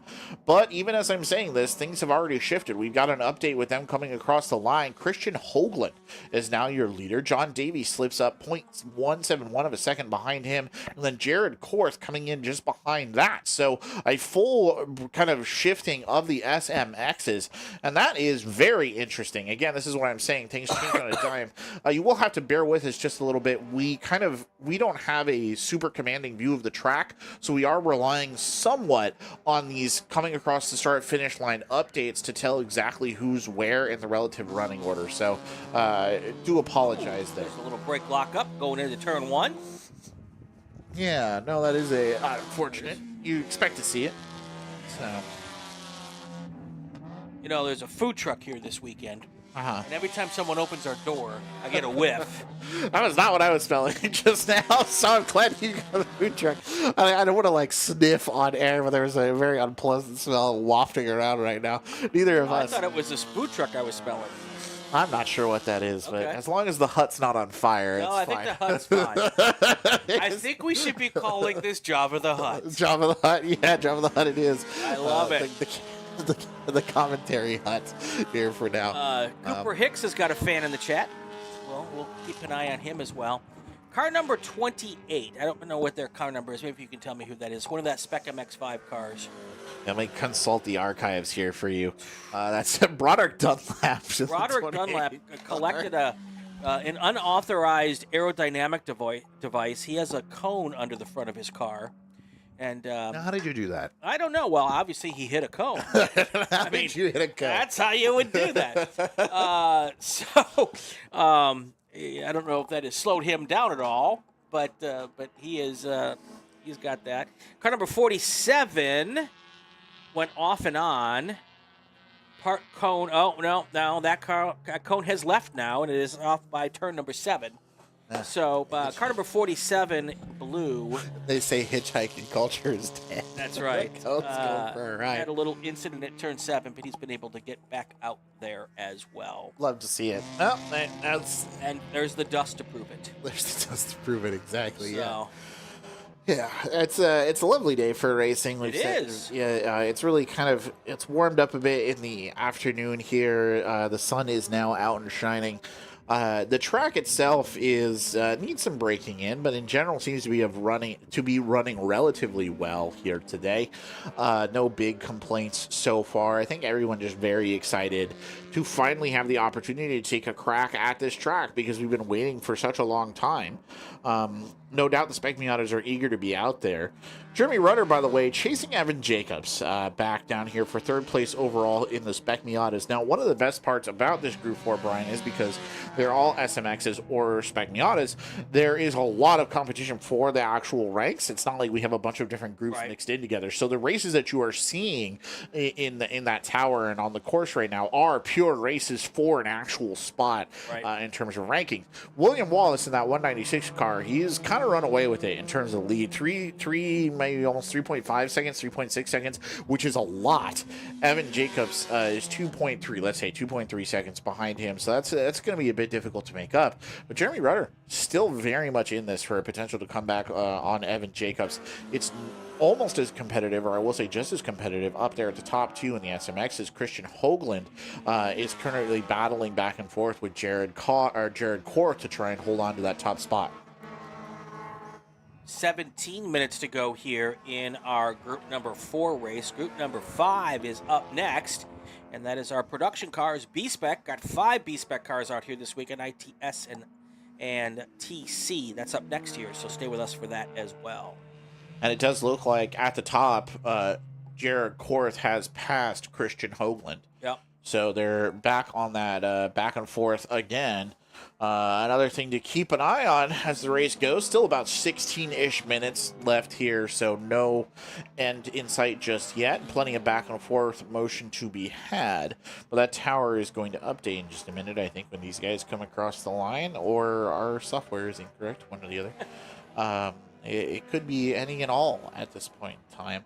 It does look like the Spec Miatas, for most sort of intents and purposes, have kind of broken off into their own little group of leaders, and then everybody else sort of trying to catch up with that group. There's definitely some shuffling deeper down in the lineup. For example, Todd Launchbaugh, he's only about 0.2 seconds ahead of I believe it was Curtis Z. I'd have to see it again in terms of that potential chase. But really, keeping an eye on the overall leaders of the second and third place races, I think that's where most of our action is happening on course right now. So, again, bear with us just a little bit. Like I said, our visibility is somewhat limited, but we can give you the best updates that we can and the best kind of calling it that we can as things develop. Speaking of which, Jared Korth is still fighting it out right now to try and hold on to that first spot with Christian Hoagland. The two of them really going at it. Even now on the tower, I know it says that Jared Korth is still in the lead. My other stats say that Christian Hoagland is just behind. Click on the... I'll do it. I think that's, yeah, unfortunately, I think that's got to come from your end there. There you go. Wow, you learn something new every day. There you go. Christian Hoagland is in the lead. Okay, that's what I thought. All right. It's again. So we have we've been talking about. We're learning new systems here all over this weekend. Every day. The system that we used to use, the company stopped the system, and now we're on a new system. So learning all the new bits and blobs. As is the way of things.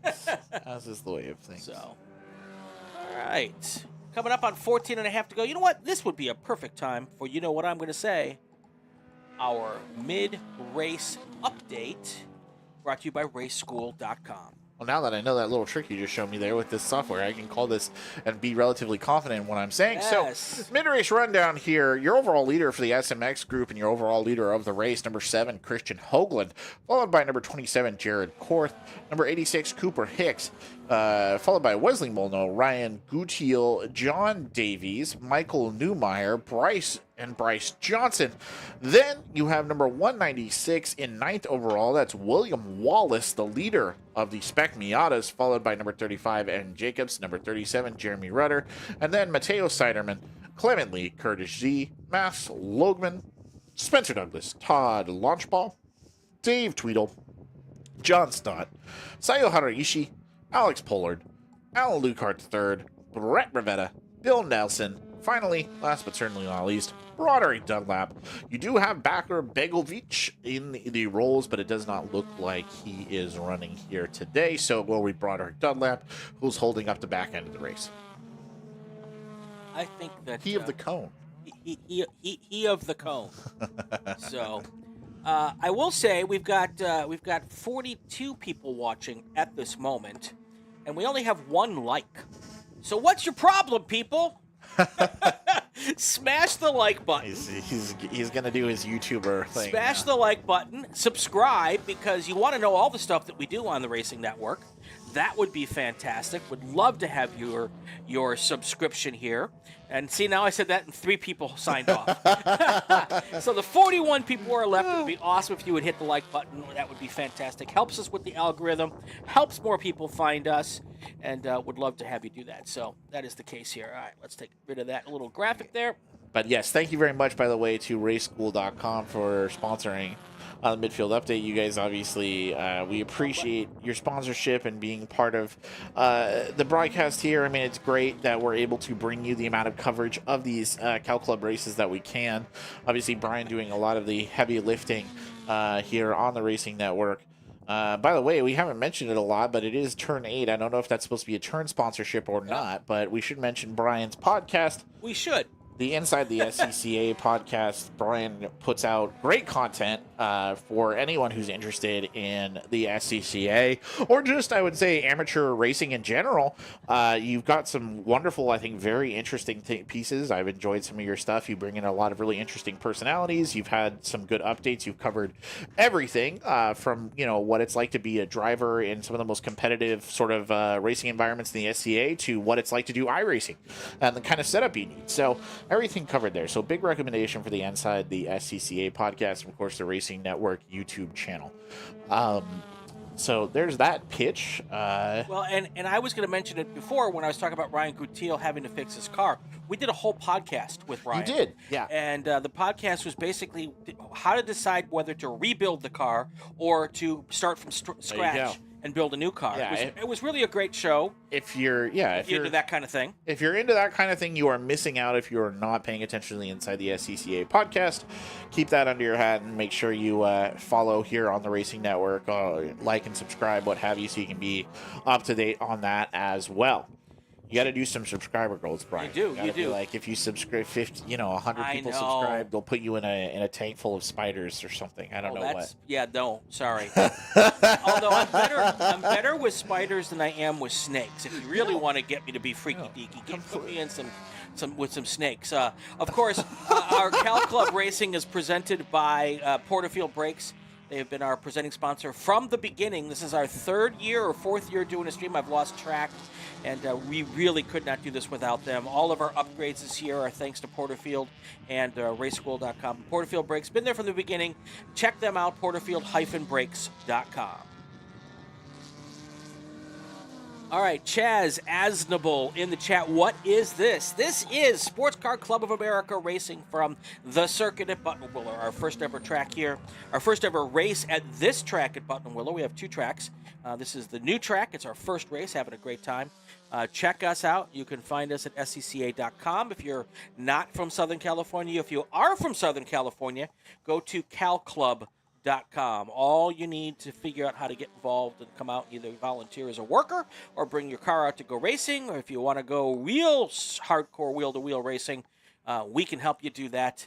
There's a ton of other stuff. 9 minutes, 25 seconds to go here in our 4th race of the day. We're going to do it all over again tomorrow at 10:30 a.m. Pacific time.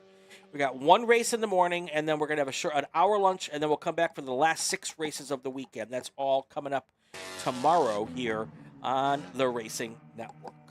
Still have 3 more races here today. We after do. This one's wrapped up, so that's a lot. And big groups coming up, too, as well. It's no shortage of cars out here this weekend, so you'll want to stay tuned for all of that here. Now, just checking down to the boards here, seeing if anything has really shifted. There's still a bit of a fight for first place. Jared Korth about 0.26 of a second, which is very, very little gap behind Christian Hoagland. But as you go deeper, I want to make sure we get an update here on the state of the Spec Miatas as well. William Wallace still well in the lead, almost 6.3 seconds. Jeremy Rutter, however, is 0.3 seconds behind Evan Jacobs for the second, third place race. So that one is, I would say, in flux there as well. That's one to keep an eye on overall across the board.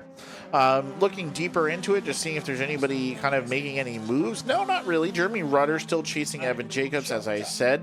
Matteo Siderman deep in there looking for Clement Lee. You see a lot of kind of shifting back and forth in the kind of mid-tier of the Spec Miatas, but nobody necessarily being able to challenge that top group. That's because Clement Lee, who is the closest to the top three, is a full 10 seconds, 10.5 seconds behind Jeremy Rutter, which is just, that's an insurmountable gap, frankly, in the amount of time that's left, assuming nothing goes wrong for those top three leaders. So really, the battle that you want to look at right there is those top three names, mostly the top second and third place names, Evan Jacobs, Jeremy Rutter. There is a fight going on right there. And that think matters, too, for the group positioning, because that's 1, 2, 3 here in the Spec Miatas. And I believe that is the class, the cars you're talking about right there. I agree. Screen. Yeah. They come sailing by right there. We will keep an eye on this battle here for a little bit with 7 minutes or so to go in this race. Those are the battle that Tristan was just talking about here. Getting hot and furious here as they come through our final set of corners here. 10 corners on this 2.6 mile racetrack. You will see them coming into our view right there. Right into your, I would say right into your living room, but kind of like through your living room. Hopefully not right into your living room. That would be worrisome if that just worked out that way. Yeah. Jared Korth here still chasing Christian Hoagland, and that is, I think, the big story to focus on here at the closing end of this. A 0.6 second gap is definitely surmountable, and we've seen a couple of times when we looked at the start finish line cam. I know we've seen them come across that line.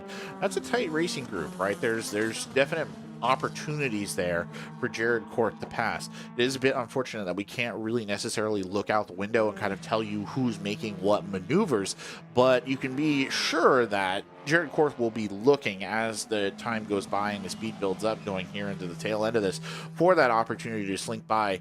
Usually I think we hit a midpoint, Brian, maybe where things are just kind of running, and then we're looking for, an opportunity for someone to just kind of shoot the gap right at the tail end, basically, and swing their way into that leading position. It happens all the time, and it is I would say, almost a favored move of a lot of these Spec Miatas, is what how we see that's come to a conclusion. Yeah, all of these drafting classes were there's a pass right there at the back of that pack, at the long straight. That's a big passing zone here.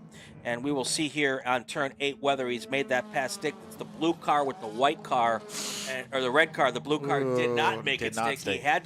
He had to use discretion as the better part of valor and hit the brakes or just lift a little bit, and to be able to make it through that corner. But now he's right back. Now those two cars trying to pass another car. That might be a slower car, a lapped car here as they wrong button. As they come now through turn 10 there. As they come tearing through the other dimensions. the ones from the Marvel movies, all of them right there. But we're back on here. Keeping a weather eye on the top of the field here. Like I did say, we've got 3 more races here on the day. You're going to want to pay attention to them. There's going to be some good ones, especially, I think, race number 5 and race number 6. Those are going to be really busy. I think one of our bigger groups, we might be seeing a 28 in Group 6. I'll have to go check. So, again, it's a busy weekend here at the Buttonwillow, the circuit, the new course. Everybody wanted to come out here and give this one a go. Not surprising at all, and it's not surprising at all by the way that we see so many people in attendance out on the track and kind of giving it their all this weekend.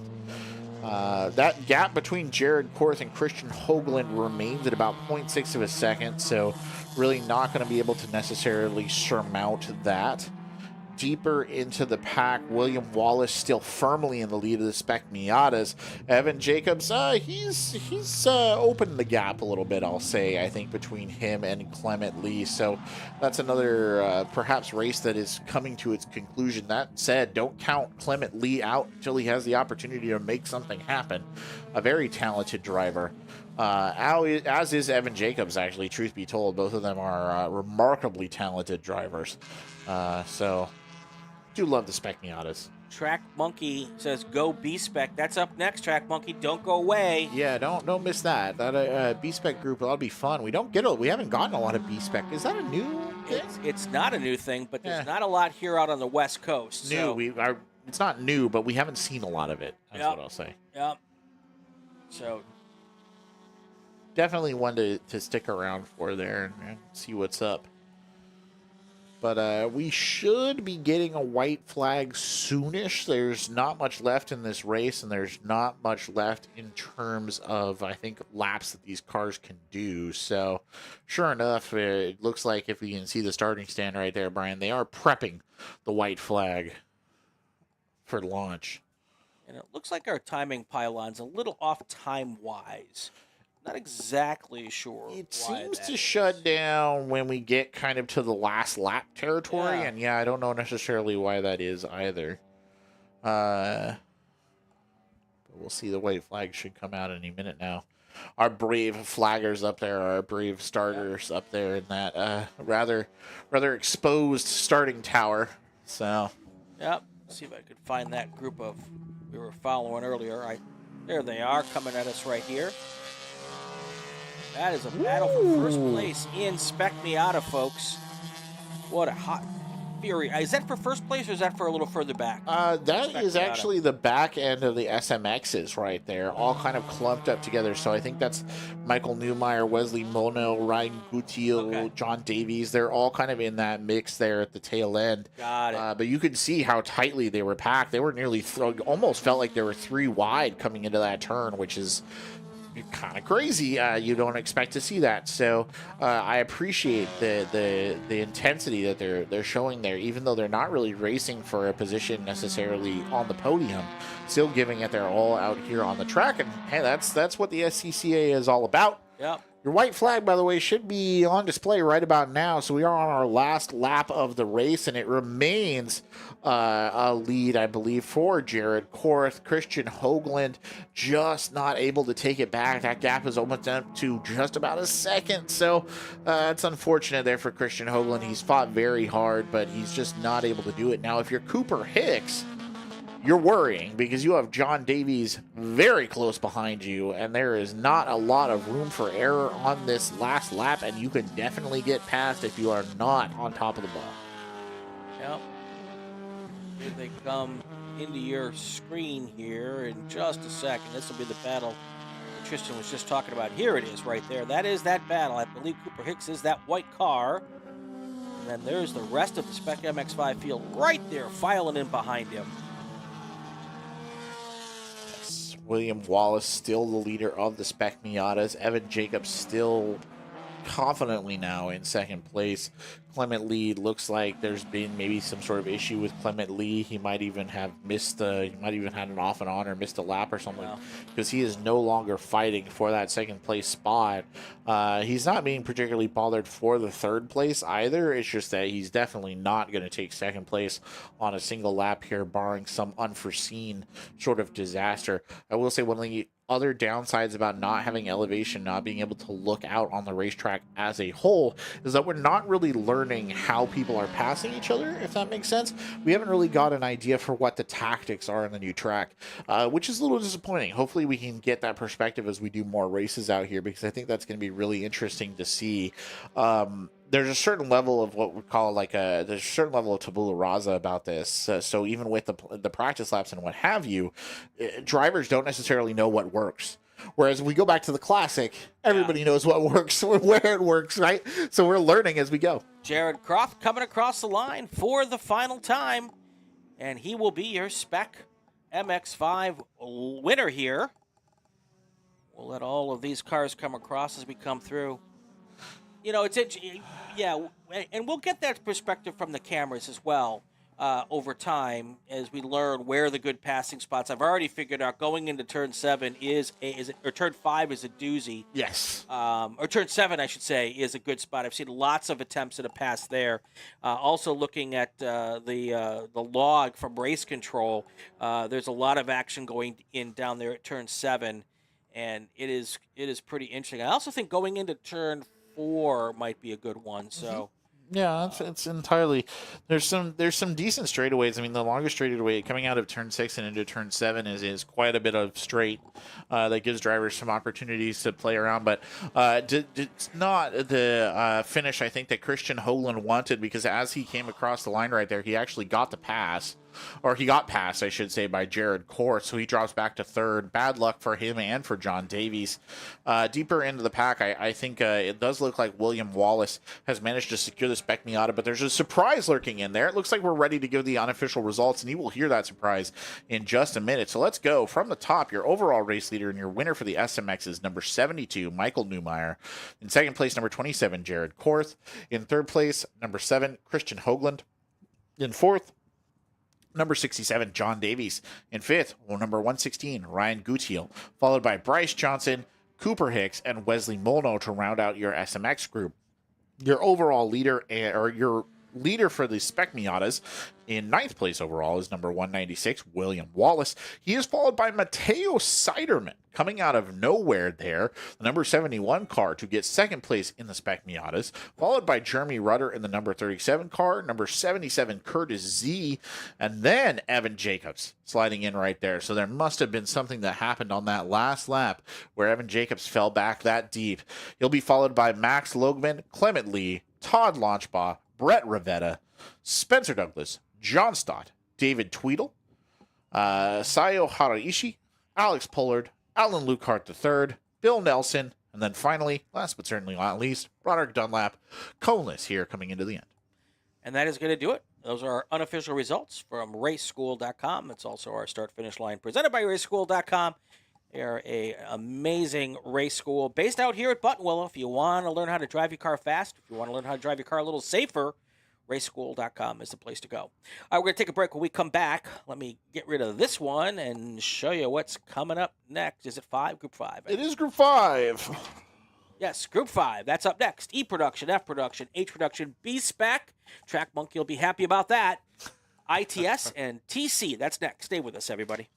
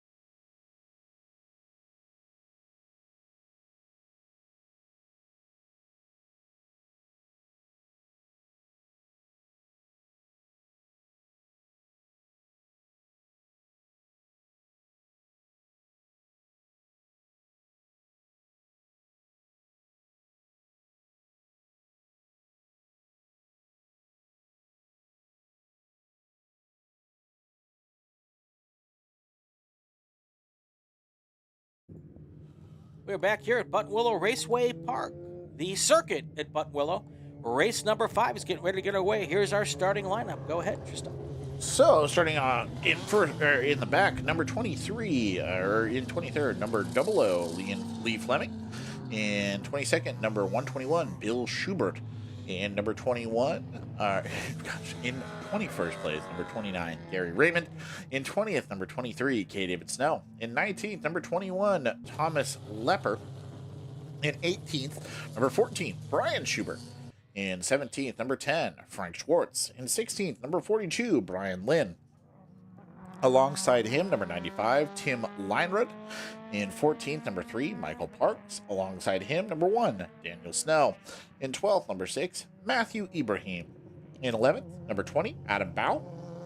In 10th, number 56, Stephen Ellis. In 9th, number 20, George Costombardi. In 8th, number 12, Joe Carr. Alongside him, number 145, Stephen Powers. In 6th, number 94, Jonathan Lugod. In 5th, number 32, Michael Lewis. In 4th, number 46, Oscar Jackson. In 3rd, number 24, Abdul Osmani. In 2nd, number 71, Joey Jordan. And in 1st, number 4, Glenn McCready from Redwood City, California. Green flag is in the air. That is our starting lineup here, presented by RaceSchool.com. Here they come down towards turn 1 for the first time. It is a huge group of cars here.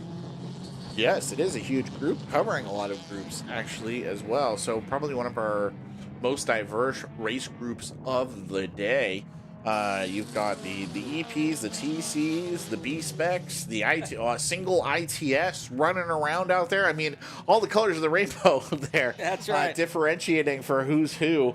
You also have the father-son duo out there on this one, which is good fun. That's Brian Schubert in a B-Spec, and then his father, Bill Schubert, who hasn't raced in a very long time out there, wanted to be part of the new track, and so he's out there in a B-Spec today in the number 121 car. So you'll love to see that as well. So the two of them racing together for the first time ever, I think, father and son on the track at the same time. But not probably going to be necessarily super competitive in this group just because it is so diversified, but it is going to be interesting to watch, to say the least. It's always fun to see so many different cars out on the track. 23 cars in total is quite a number there in group number 5. So we will keep an eye on it as we go. And this has got some funky cars in it, Brian, which is always one of my favorites. I think, was that like it was a Mini Cooper. I was going to say, I think there's 2 Mini Coopers, maybe 3. Yeah, looking at it, there are 3 Mini Coopers racing today. So you kind of love to see that. That's a different beast entirely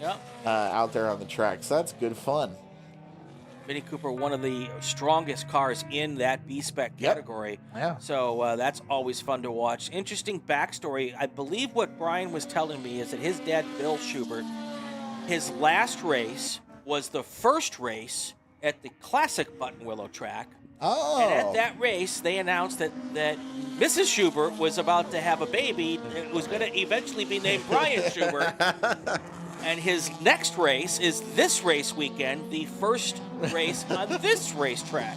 That's good. That's good fun. I like that. It is so cool. All the family stories out here. Turn 1 brought to you by the Inside the SCCA podcast.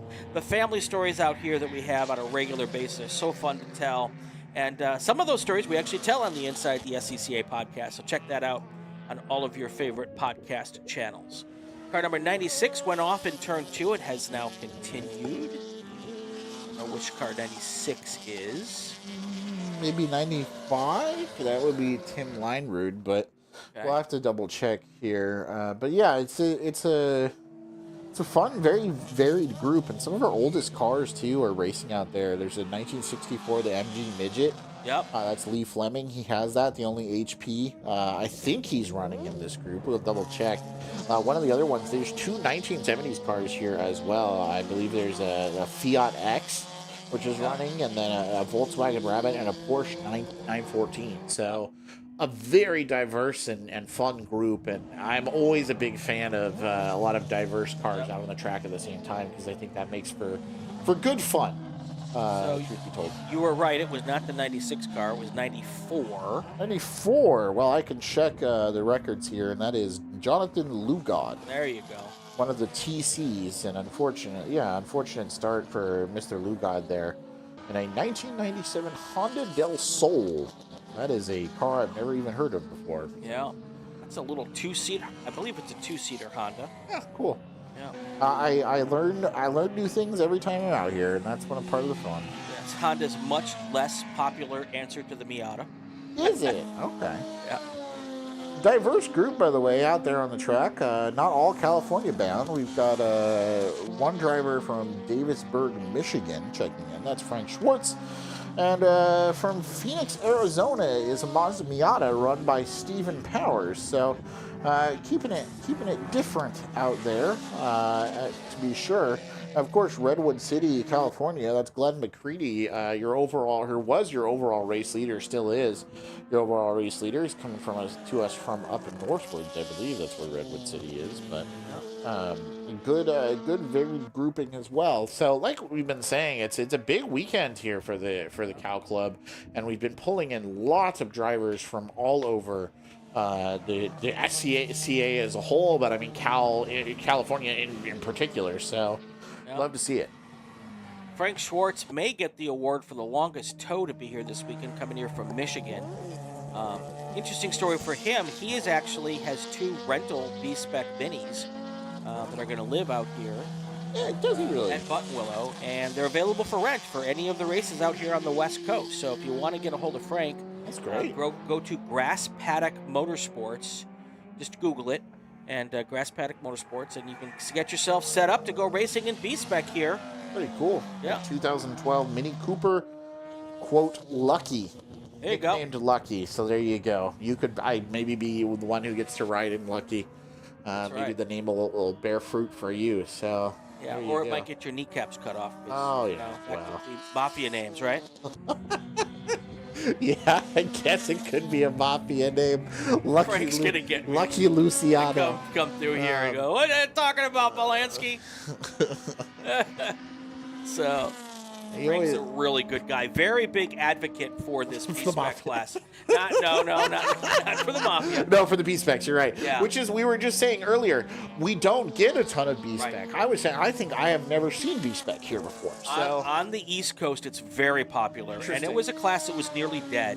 And Frank and a couple of other people really worked hard to resurrect the class and have done a fantastic job. We had more than 30 B-Spec cars at the runoffs this year at Road America, or last year, I should say. And it is really one of the, and it's the B-Spec stands for, it's what the auto industry refers to this spec of cars. These smaller, compact, often cool. Somewhat fuel-efficient cars, but they turn out to be great little race cars. I've lost my button. What button am I supposed to press here? Here they come. Come into our viewpoint now. Shoehorn a Toyota Yaris into that? Yep. Toyota Yaris is one of the cars that does fall into the B-Spec. My girlfriend has a Toyota Yaris. And I'm going to lose my announcer. He's going to go B-Spec racing. I keep telling her when she's done with it, can I have it? That's right. And I'll hollow it out, and we'll turn it into a race car. She's not thrilled. She just paid off the Yaris recently, and she's not thrilled when I'm like, why not? So, can I give it a spin? Yeah. I mean, I can barely fit in the thing, BH, but it's quite funny. She's not a fan of that. That's funny. All right. But this is, I should also say, we were talking about the Schuberts earlier. This is not Brian Schubert's racing that he normally does. He's normally a spec racer Ford, so he's in a new car, a Mazda 2 here this weekend. Yep. So he's in a new sitch as well. Obviously, his dad has not raced in a long time, so this is the first time back from him, but definitely some adjustments needed there for Brian to get used to racing a new car. We see certain drivers do tend to cross over, right? I think we've seen that a couple of times, but it's a rare breed, I think, of the ones who kind of make those big sort of jumps. We call them double dippers. Those are drivers that come out here and race in at least 2 races per weekend. There are definitely some, yeah. And there are some not There's so one much right out there. Here. Yeah, Michael Lewis is one of them. He's always out here, typically out here in his GT1 Jaguar, and then in his production RX-7, which is what the blue car is. That's the number 32 car. Yeah, Michael Lewis he's a pleasure to watch at racing. He is really a genuinely is. living legend. That is a very good word to describe Michael Lewis, actually. Yes, I like that a lot, actually. Simone Jennings, go Lucky Go. I'm guessing she's referring to that B-Spec Mini. B-Spec, yeah, he's going all right, to be fair to him. So my question is she rooting for the car because she knows Frank? Or is Frank in Lucky? Frank is in Oh, Lucky. okay, so Yeah, she's rooting Frank for the car and for Frank. Yeah. Good for Frank. Speaking of living legend Michael Lewis, he's actually in second place. He's gone up 2 positions here since the start of the race. So he's passed Oscar Jackson and Abdul Osmani to take that spot. Stephen Powers jumped over Jonathan Lugod as well, but it was Adam Bow who came in there and shook things up. Another big kind of run up the list for him. So again, there's so many different categories. These racers are not necessarily competing for their overall standing, but it is interesting to see that shifting from where they came at qualifying. Yes. And it's a testament to the skill of some of them that they're able to kind of pass these cars and open up these kind of gaps. So you love to see that. Okay. Well, things are going, and we'll keep an eye on everything that's going on. Is there an issue? Oh, yes. Yeah. Okay, so we do have an incident. I don't know where exactly, but we turn might 5, I think it is. Yeah. But not anything that we can see from where we are. So, but yeah. So there's something out there. So we might be seeing another full course yellow. And again, this was something that we said earlier about the day as a whole. Is we're going to see a lot of different, issues probably crop up. Drivers are getting used to the course, things like that. So not entirely surprising. I will say as well, it is something that we weren't sure was going to happen, but the wind has picked up here as well. We don't really feel it in the hut, but it is definitely going out there on the track. I can see the dust kind of being blown across. So that's something to keep in mind here as well for these racers. Already, they were saying that there was a lot of dust on the track and what have you, but it is definitely making conditions a little bit less pleasant there. Fortunately, we've not really had any big, what was I going to say? Oh, rain. We haven't had any rain today, which is something that we were worried about having happen, but that hasn't really stepped in at all so far here today, which we've been blessed with because it is very dusty out there as well. So that's all going to turn to muck if it rains. Yeah. So looks like we've got a tow out there as well, so that's good. We haven't actually seen a full course yellow yet, so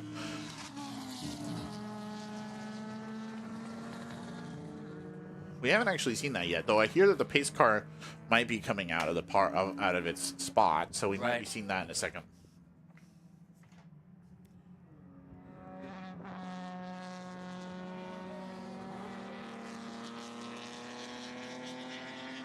One of the, I should say, we'll give a sort of top billing here to all our recovery crews and what have you at Buttonwillow in general. They are all very efficient and very good at what they do. So, and actually, we can watch them live at work. That's the car. Yeah. And if it was on fire, it is not anymore. See, I didn't want to necessarily say anything, but that was the initial call, and that's always. Yeah, no, so a lot of times we have information that we don't immediately share.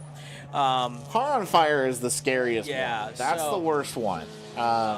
Really. So anyway, so we're privy to looks fine. Yes.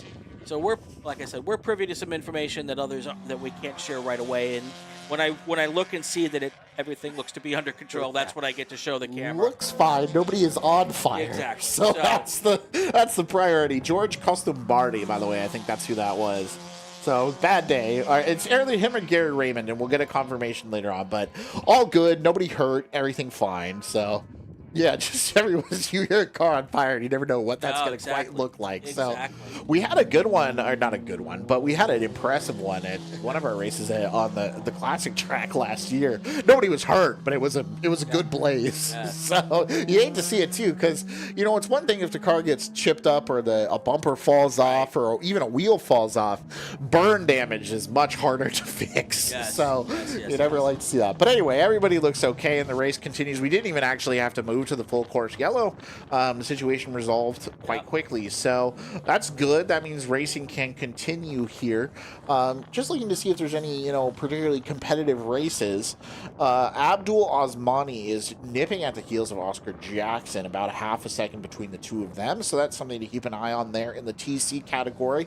If we drop down to those B-Specs, by the way, which we talked about a fair amount, they're pretty spaced out from one another. There's not a ton of kind of back and forth between the two of them. They're just kind of having a race, which is what you would expect from these drivers.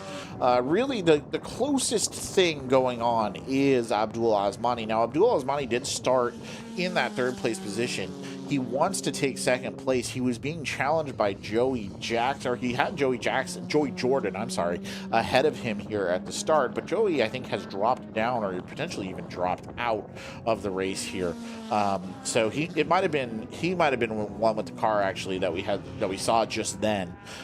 So not sure exactly what's happened in that regard, but we'll get the update as we go. And just based on his relative positioning here on the tower, I would assume that that's what we're seeing here as well. So everything going fine otherwise. Had a little bit of drama there, but what are you going to do? Yeah, it's, coming up on 14 minutes to go here. Yep, 25-minute races today, so we're not quite at the halfway mark yet. We have 2 more races to go after this. Group 6 is another kind of big group. I think we have 28 cars in the Spec Racer Ford category. And the best part about that, by the way, you're going to want to stick around for that one. They are all Spec Racer 3s. Yeah. So they are all that is going to be, on balance, the most even race in terms of cars that you are going to see all day. There's no variation in class. We'll talk about it when we get to it, but that's one you're going to want to stick around for. But have fun for now watching this very diverse group of cars tear around the track. I love to see it. I always find it fun. I'm not a big... It sounds funny because I'm sitting here doing car commentary and have been doing so for a couple of years now. But I'm not a big car person, so it's always fun for me to, learn new cars. I've never heard of a Toyota K86. It exists. Because, everything exists, and I get a chance to learn about it here in the booth, so that's where we're at. There was a hint of rain in the distance, but it looks like it's by. I know I keep saying it. It's actually tomorrow is what we should be a little bit more worried about. But for today, it's been relatively good. So I both worry about rain and do kind of want it to rain just because rain would be nice. But there's a really good example of the wind, by the way. You're actually seeing on the camera. It really has picked up here within the last 5 to 10 minutes because even the cameras are starting to shake now. Whether or not you can say, and you might have a better answer for this, Brian, does that have a big impact on the drivers? I don't know. It depends. Less impact on these bigger cars. Yeah. On the last race of the day when we get our little open wheel cars, and it will have a bigger effect. Oh, on them, yeah. I haven't thought about that. Yeah. But these bigger cars tend to be okay. But you can see the wind right there. Actually, tumbleweed. Tumbleweed. Thank you. That was very illustrative. That's exactly what we did. Tumbleweed here. Yeah. Unfortunately, we here in California, if you're not a California native, you're joining our stream. We've been hit by these winds for the last 2 weeks now. And I was kind of hoping, or we were thinking that we were going to be okay this weekend, but it looks like no, that is not the case. We are getting the winds whether we like it or not. So I feel like our little hut just moved a little bit. I was just saying, I swear I see the hut.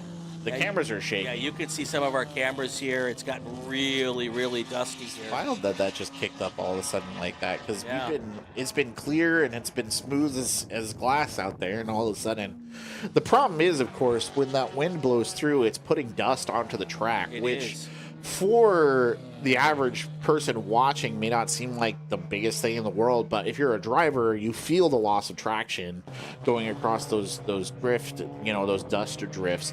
It's also one of the things I think all you do is watch professional racing. Right. like your Formula Ones or your NASCARs or even your IndyCar, you're not going to see a lot of that, Right. because they just don't have tracks like this.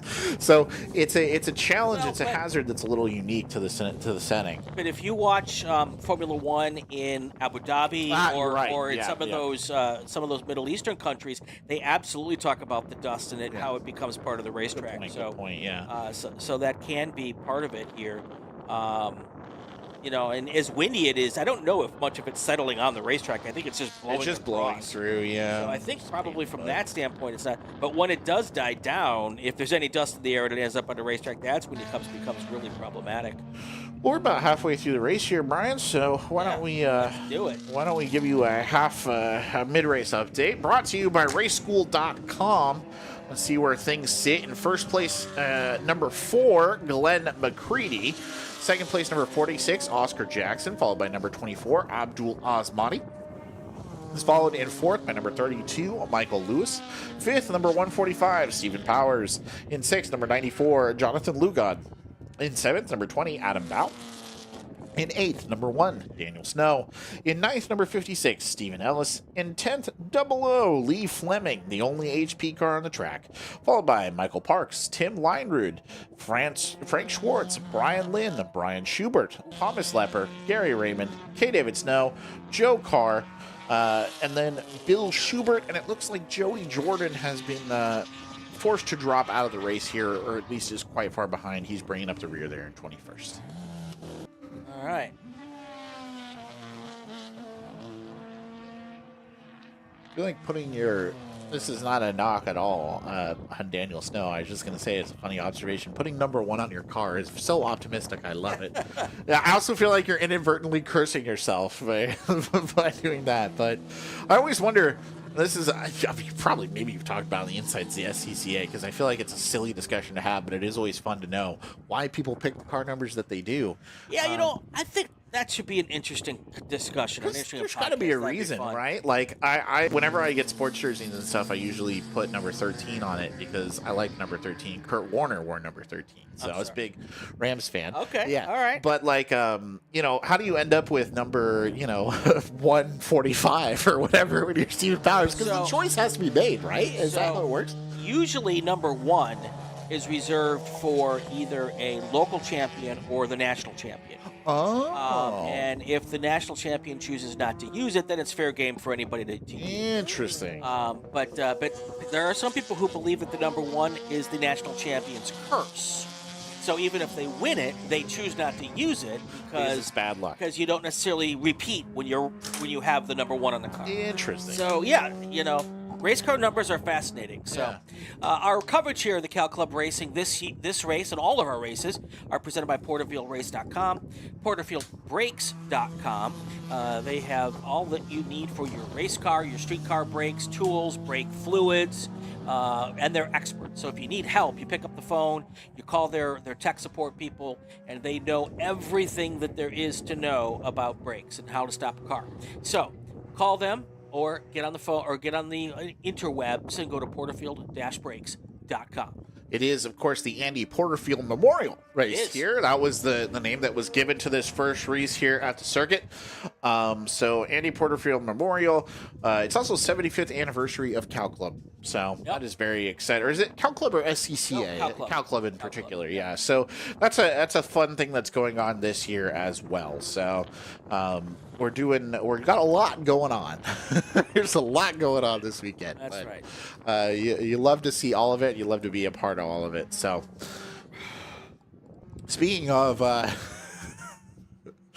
I'm not sure who's receiving one, but we were talking about number 1 not being good luck, and poor Daniel Snow is getting, I think, a warning here. It's not anything terrible. I think he just spun and continued and came back on a little too fast or what have you. So, again, that and part of that is probably the wind and stuff. It's just a bit weird out there right now. So, Timothy Conrad in the chat asked, how's Brian Lynn doing?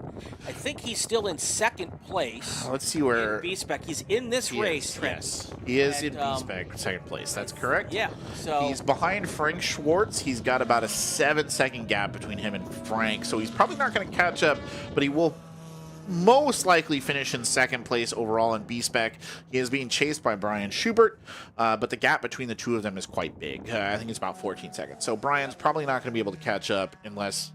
Brian's not going to be able to catch Brian unless Brian. The only way that would happen is if Brian Lynn made him put a wheel out of place. But he's been having a very clean race. I'm so confused. I'm so sorry. Yeah, okay. when they both had the name Brian, I think that's where we went off the rails. But there we go. he's doing fine, and he will come on second place, barring an unforeseen incident. There you go. Track looks wild. It Yes. is being a bit wild out there right now. That is very true. Yes, it is. It is. Gotten hairy within the last 25 minutes of this race. It has gotten much wilder than it was throughout any other point of the day. But hopefully the wind will die down soon. But when you get back to the starting stand, which I think our white flag is going to come out soon, you'll get an idea for how windy it is just by the movement of that flag. So, yeah, that's a pretty good. Another tumbleweed. Yeah. Been a lot of those. So, problem with the tumbleweeds, you can get one of those stuck up the front of your car, and it would be most unfortunate. But white flag is coming out, so we are on our last lap here. Those top three remain essentially what they've been throughout. Glenn McCready still in the lead. Oscar Jackson hunting around there. Abdul Osmani in that mix. He's managed to get the better of Michael Lewis so far, but Michael Lewis in general has had a very good race for himself here. Really come up. Stephen Powers has come up as well. He was someone who was sitting a little bit farther back, but he's got around Jonathan Lugod, so he sits comfortably in 5th place overall, which is good for him. Joey Jordan, who we talked about a fair amount here, the name has been brought up. He was unfortunately his car malfunctioned, I think. He's got a bit of an error, so he's dropped down way to the back of things. But that standing that you see in the polls there, that gives you a good idea of how everything is set. Oscar Jackson pointed a second behind Glenn McCready here on the final lap. This will most likely be how everything ends up. That said, I said that with the Spec Miatas, and then Evan Jacobs put a wheel out of place in the last lap. Saw some people pass him, so still some time here for the change to happen. And more tumbleweeds. Yeah. Have you gone through the full field rundown? We have not yet finished the race.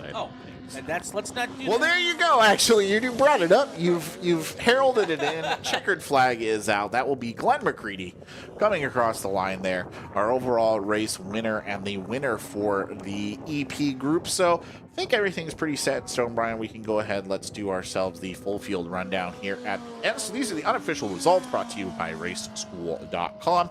Your first place winner, number 4, Glenn McCready, the leader of the EPs. In second place, number 46, Oscar Jackson, leader of the TC category, followed by third place, number 24, Abdul Osmani, followed by fourth place, number 32, Michael Lewis, the overall winner for the FPs. In fifth, number 145, Stephen Powers. In sixth, number 94, Jonathan Lugod. In seventh, number 20, Adam Bout. In 8th, number 56, Stephen Ellis. In 9th, number 00, Lee Fleming, the only HP and the winning HP. In 10th, number 3, Michael Parks, followed by number 11, in 11th, number 95, Tim Linerud. In 12th, number 10, Frank Schwartz, the overall winner for the B-Spec, followed by Brian Lynn, Daniel Snow, Brian Schubert, Thomas Lepper, Gary Raymond, K. David Snow, and finally, last but not least, Bill Schubert, Joe Carr, and Joey Jordan. All right, that is your unofficial results. Of course, there's a time. So why it's unofficial is because there's a 30-minute time after the race where people could do a protest. And for most motorsports, the ending of the race is an unofficial result until all those protests are settled, and then it goes official. So that's our unofficial results, brought to you by raceschool.com. When we come back, we will have, what do we have next? Group 6? That is correct. We have Group 6 coming up right after this. There we go, Group 6. This is always a great one. Spec Racer Be Ford. there for it. More tumbleweed. We'll see you in a bit here. Stay with us, everybody.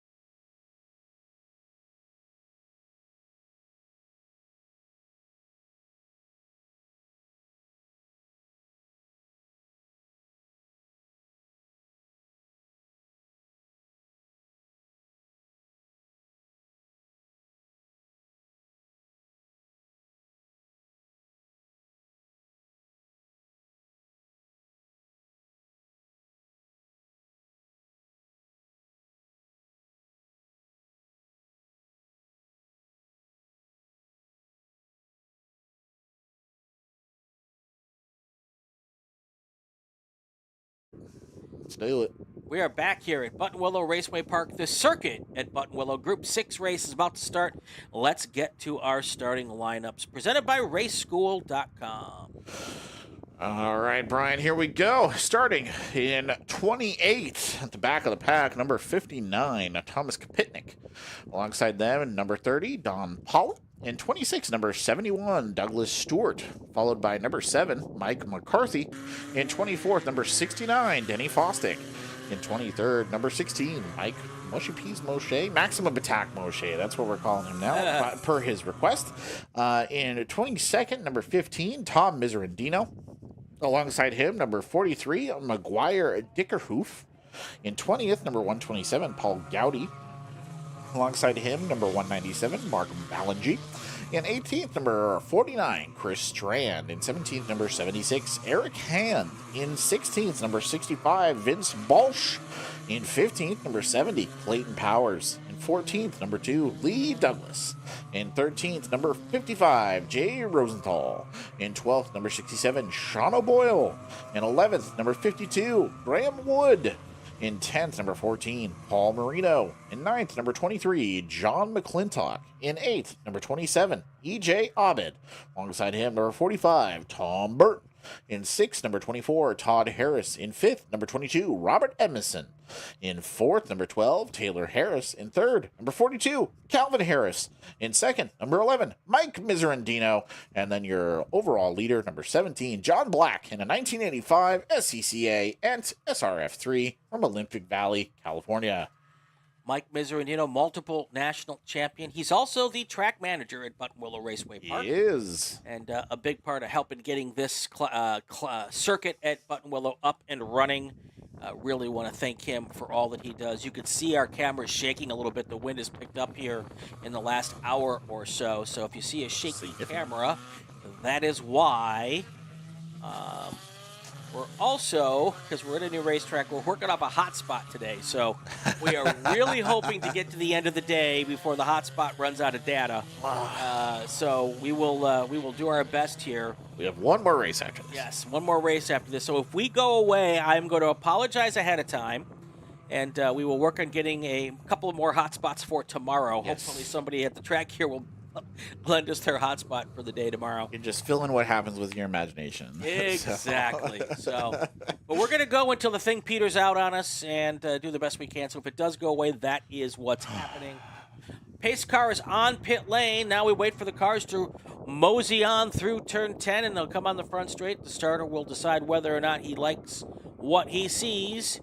And if he does, the green hanky will go in the air, and we will get this race started. Group number 6, Spec Racer Ford 3. And we have a green flag in the air. John Black also, he was our pole sitter, one of the fastest cars on the West Coast here. Really fantastic, very good Spec Racer Ford driver. So Nobody running into each other coming out of the start, which is good. I'm wondering if that camera is frozen. Yep, I think that camera's frozen. As we get a view of turn 2, and as you can see, it's a big... Oh, there it is. I shouldn't have said anything. It's just dust, I think. Oh, dust. good. I thought. Yeah. Oh no, there was a car that somebody went on and off. That's okay. That's all right. Yeah, there's actually a couple more cars down there. Well, I was worried that would happen. Yep. Anyway, Spec Racer Ford group, big group, very competitive. A lot of drivers here who aren't usually racing out here, though there is a solid core of Spec Racer Ford drivers that we have race this track every single time. We were saying earlier when we were kind of prefacing this race or pitching this race to you guys, this is the most level race you will see all day. All of these cars are essentially identical in terms of their engine standards, everything else about them, weight, what have you. So really, this is a driver skill competition. And a straight one as you're going to get outside of maybe the Spec Miatas here at Buttonwillow. So there's a lot to watch here, and we are under a full standing yellow by the looks of it. Yep, full course yellow, probably for that incident. Right out of the gate. And I was going to say, I said we had a chance that it wasn't going to happen, but I will say last time we had this number of Spec Racer Fords out, that happened as well. Yes. They do group up very tight. Yep. And they do tend to play very close to one another, right off one another's bumpers. for that's just how they like to race. So when everybody comes Right. peeling out like that, you do see that happen, unfortunately. That's right. So no big surprises there per se. It's just a bit of a delay. We'll take this opportunity to thank our friends at Porterfield Brakes, porterfield-brakes.com, for all your race brake, personal car brake needs. They also have tools for both in your garage at home and at the racetrack. Really good people, porterfield-brakes.com. 22 and a half minutes to go, right off the start in this race. We have a car down here off in turn 1. So pace car should be coming out of its home here to escort these guys around the track, and you can see them kind of swerving, trying to keep those tires hot. The track itself was very cold this morning, just in terms of its overall temperature. It has picked up as the day has gone on, obviously all those wheels running over it. But as you can see, there's about, what is that, like 3 cars I think I can see? It's a little hard to tell. Yeah, there's a couple of them out There's there. at least 3 cars, I think, off the track there at the start. So we got to get all that cleaned up. Only a 25-minute race, so depending on how long the yellow goes, it can actually chew a pretty significant chunk of time out of this. Even if today has a bit of a rough start, though, worth pointing out they'll be racing again tomorrow. So you can come back and check in here with this tomorrow. It promises, I think, to be an interesting race no matter what. I think one of the best parts about this race for me, Brian, at least at the start, was that one of the oldest cars, if not the oldest car on the track, is the first place car, was the pole position car. Because, like I said, John Black, he's driving a 1985 Spec Racer, so he is significantly older than almost every other car in this group. I think somebody deeper down, maybe it was Douglas Stewart, had a 1988, but that's the old, like, that's an old car to be putting up, and it shows, I think, the quality of the Spec Racer Ford cars, just as like a racing car, and the longevity that they can have. There's a reason that they're a very popular group, right? Especially for people who are not hardcore, but definitely into the hobby, right? They're a good kind of mid-range racing car, let's say. Yeah, the Spec Racer Ford started its life as a sports Renault back in the middle 80s. That's what my dad owned, actually, a sports Renault. And the chassis has not changed basically at all. I think they've been a little bit of upgrade in the braking system. But the chassis suspension, pretty much identical to 1985. Now, they have upgraded the motors because Renault stopped making the motors that they were using, and they switched over to Ford.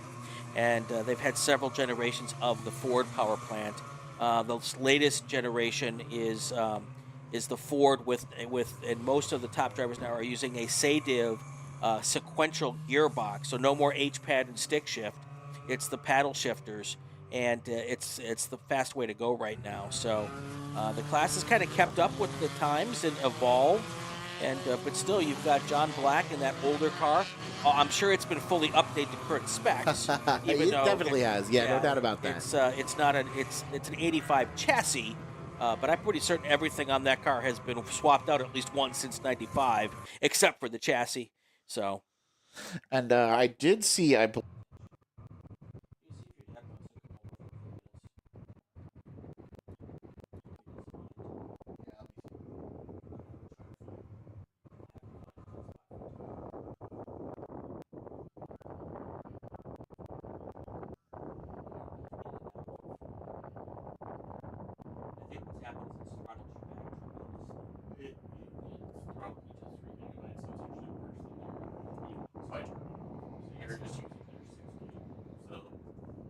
Oh, I'm back on there.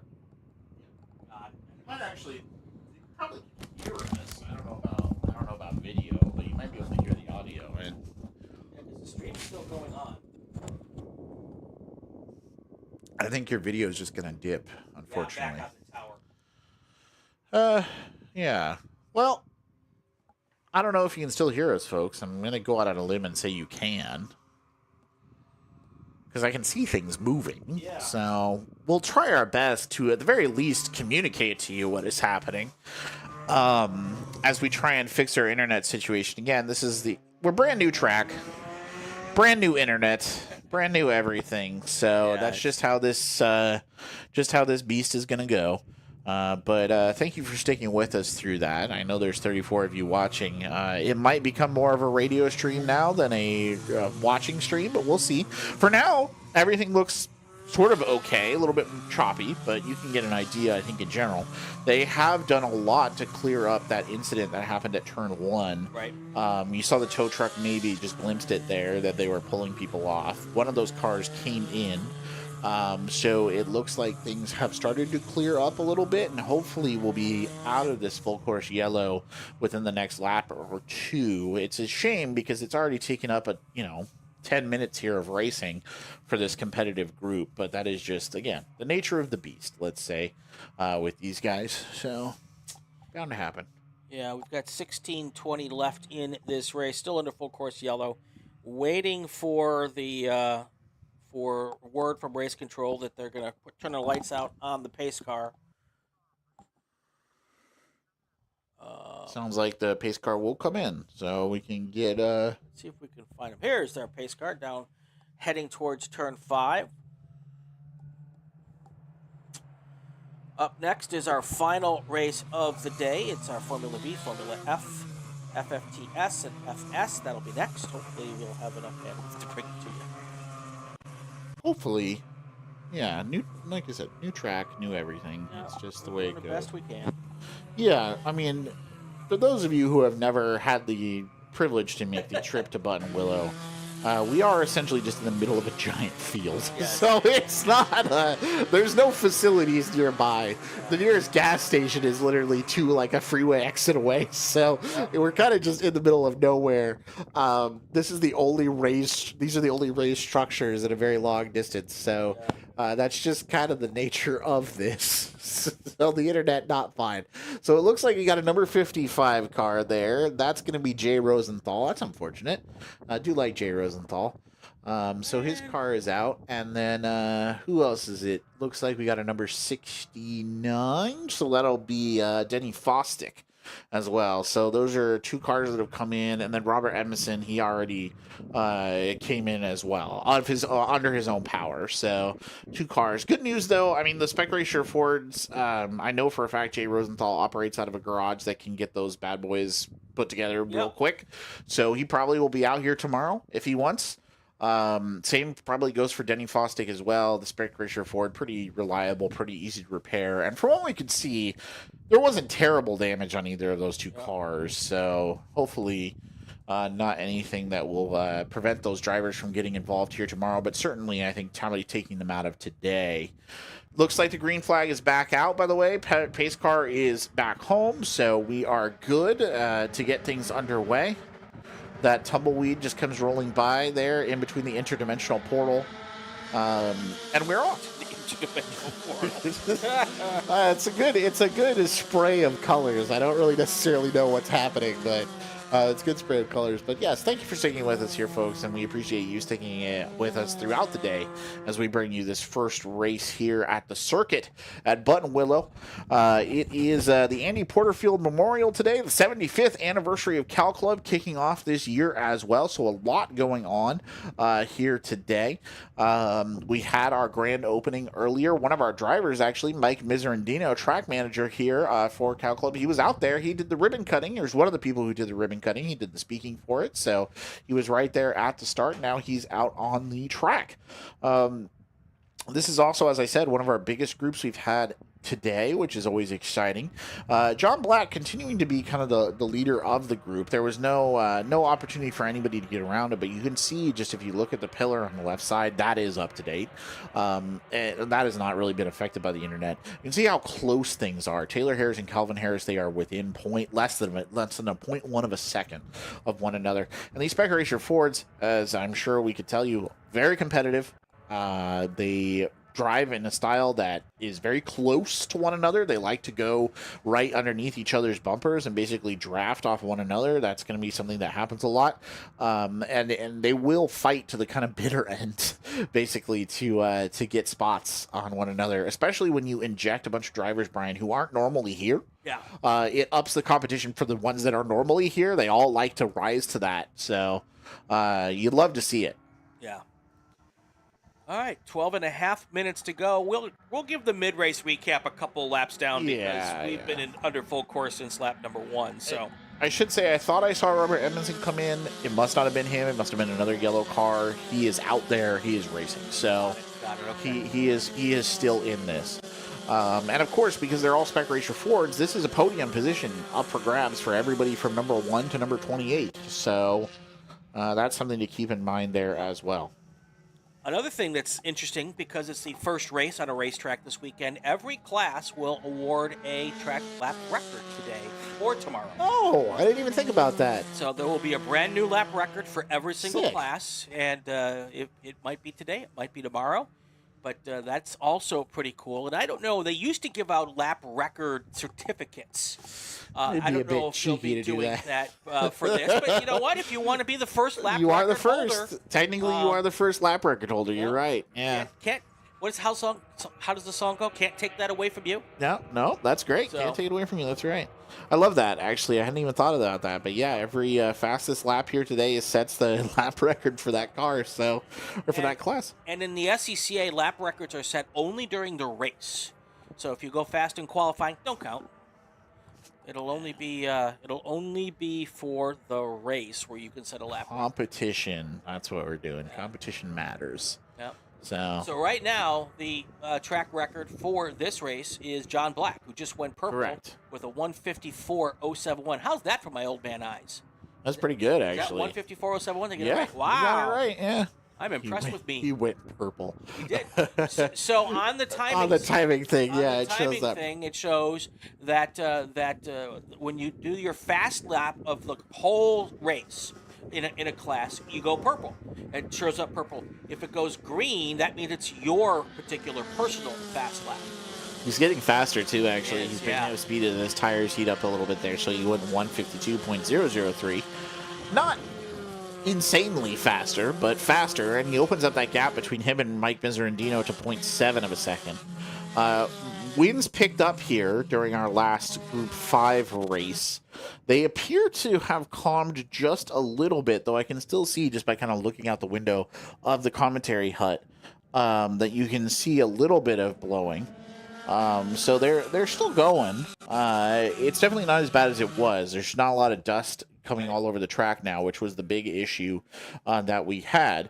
Other than that, by the way, I should say it's been a beautiful day. Really nice out here at It was a little Buttonwillow. brisk this morning. It was cold. It was definitely cold. Don't get me wrong. I did not show up prepared for the hut, so I understand how cold it is. But it's been nice and been pretty good for most of the drivers. I think I said it earlier when I was talking about it, Brian. It's been a jubilant mood here today. People really excited to get to grips with this new track, and that's been a lot of fun to watch. Yep. All right, so let's do our midfield report here.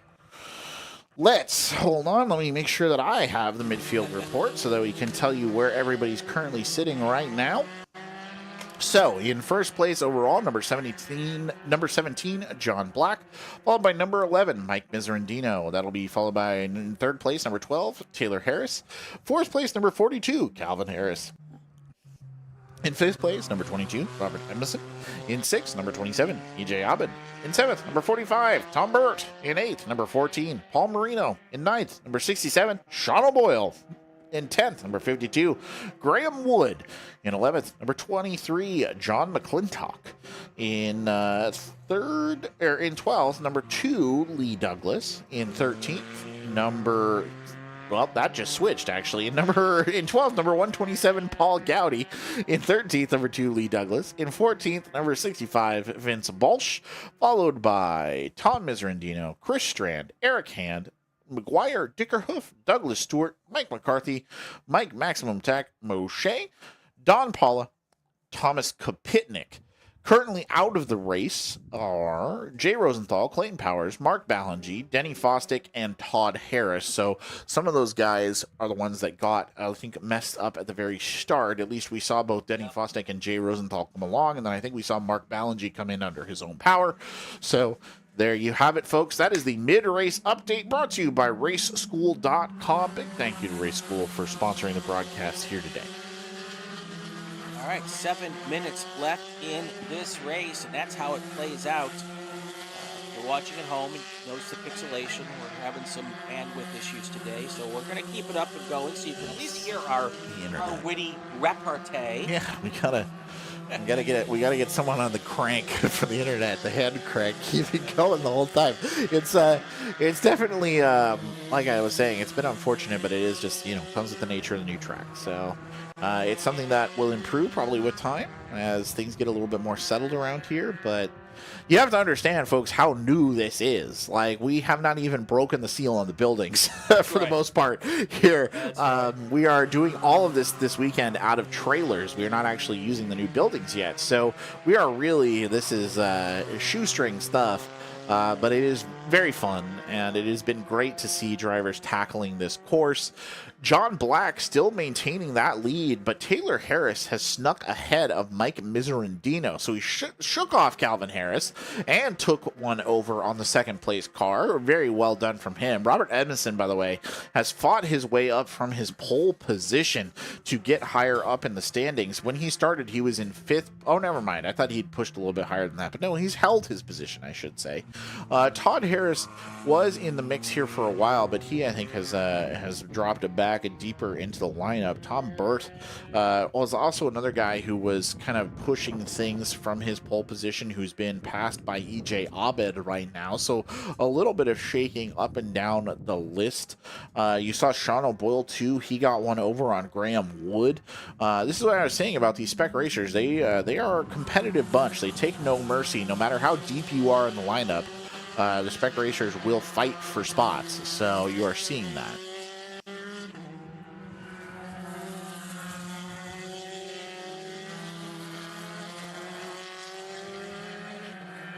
Oh. Racing tomorrow starts at 10:30 a.m. Pacific time. So if you want to tune in tomorrow, where we'll hopefully get all the bandwidth taken care of and have all of our races, 7 races tomorrow, just like today, a little bit longer races tomorrow, and we will be doing that. I love that watermelon colored car, by the way, that we just saw come by. I don't actually know who that is. I've got to find that out because there are few enough ridiculous color schemes out here at Buttonwillow as it is, so I'm always on the hunt. As a man who finds ridiculous color schemes for racing cars a lot of fun, I want to know who that is. There you go. Hey, look, if you're going to pay a lot of money for a race car, you paint that sucker whatever you want. Whatever color you want. Although we argued this morning that brown might not be the brown. Brown is the only one. Unless color. you're the UPS car, like the M&M car. Yeah, don't by UPS. Yeah, or a chocolate company. Right. You can do it, but otherwise, don't do that. Hershey chocolate, exactly. We've given a bunch of plugs to non-sponsors, so we'll be sending you a bill. Yeah, you're right. There we go. Yeah, unofficial. Oh, man. John Black again. He's blistering pace now. He's got another fast lap right there. He's actually basically just been going faster and faster each lap, which is quite interesting because there's still a good like 5-6 minutes left in the race, and he has not slowed down at all, which usually what tends to happen, even in the spec racers, is they go really fast at the start and then they hit a rhythm and then they're just kind of holding a speed. Sometimes they even slow down a bit, but John Black, he's not given an inch, and that's because this race at the top 4 is really tight. John Black, Taylor Harris, Mike Miserandino, Calvin Harris, they are all within inches of one another. And you might even see here at the tail end, what sometimes does happen with spec racers is Taylor Harris and Mike Miserandino, even Calvin Harris could get involved, sort of drifting off one another to sort of set up a pass later on here against John Black. So having the pole position in the spec racer group usually means you are fighting to really hold on to it. Now, obviously, we mentioned earlier, John Black, he's a fast driver. He's a talented driver. He probably is a person who can hold that top position. But definitely, he's not going to have an easy day of it. And I think that's the reason why he's had to continue to put such speed into his car, is because effectively, if he slows down all too much, he is going to get caught. And he will slow down a little bit on lap number 9, but not by a significant margin. He's still putting pedal to the metal here to avoid some of the cars coming behind him. I say that though, and actually Taylor Harris has made up time on him. The gap between them less than half a second now. So Taylor Harris climbing slowly but surely on John Black. I'm not just staying on this turn 6 camera because it's my favorite camera on the racetrack. It does happen to be, now that I'm talking about it, it happens to be the most stable camera that we have right now. So yeah, but you can see that it's windy because the camera is being shook right now. So It's not as bad as it was in Group 5, I think, but it is still certainly an issue for the drivers out there.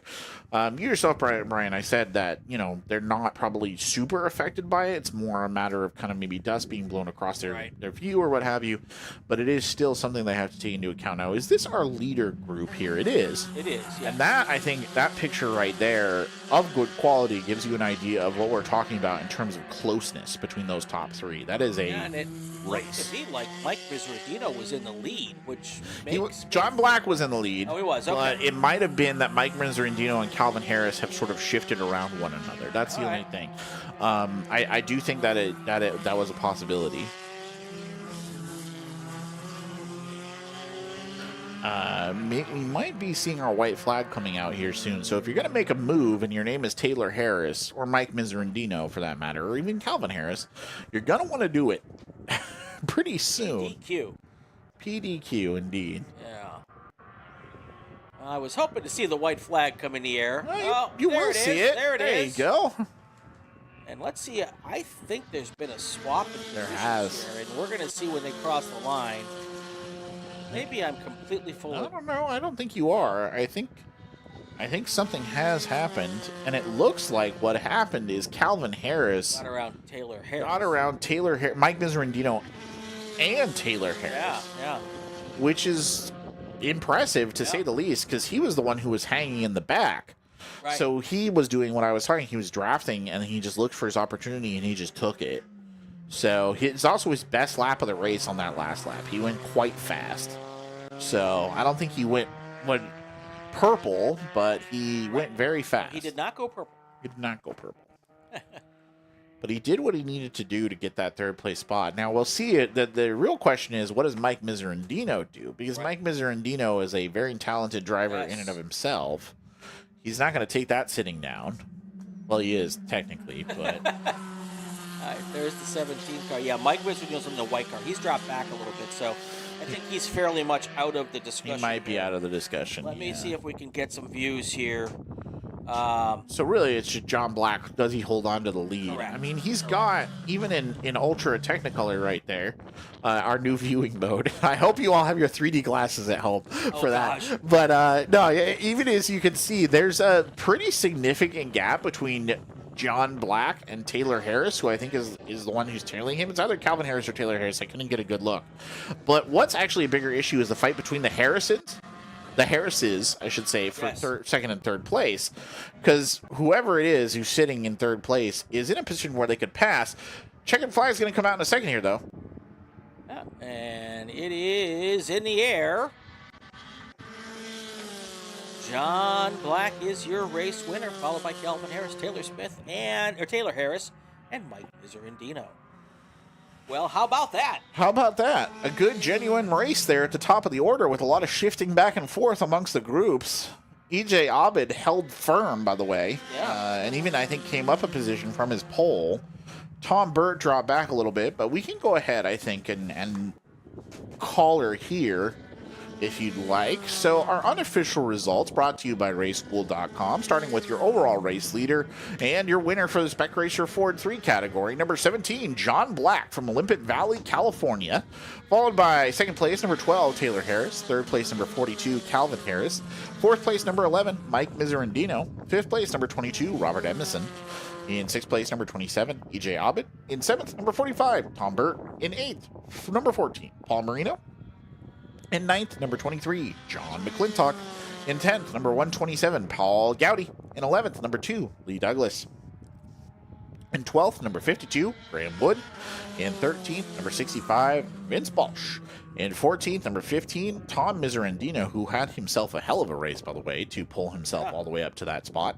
Followed by McGuire Dickerhoof, Eric Hand, Sean O'Boyle, Mike Maximum Attack Moshe, Mike McCarthy. What's he doing here?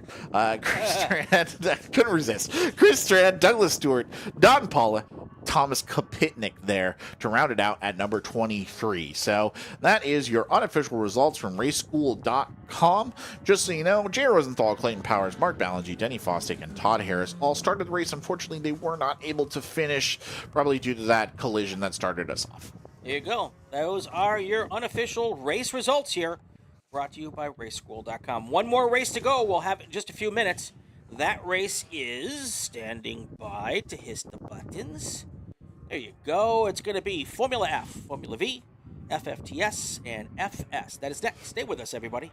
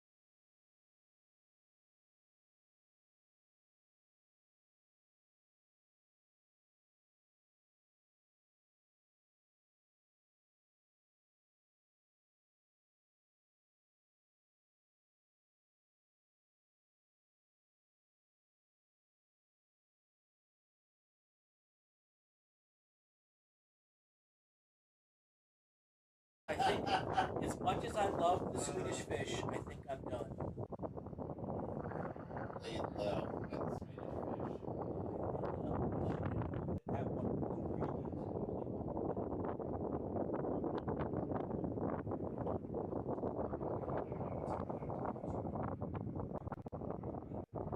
Yeah.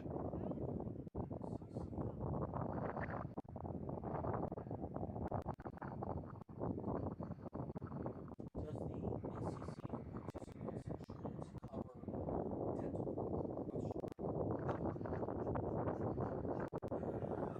Yeah, that's a good question.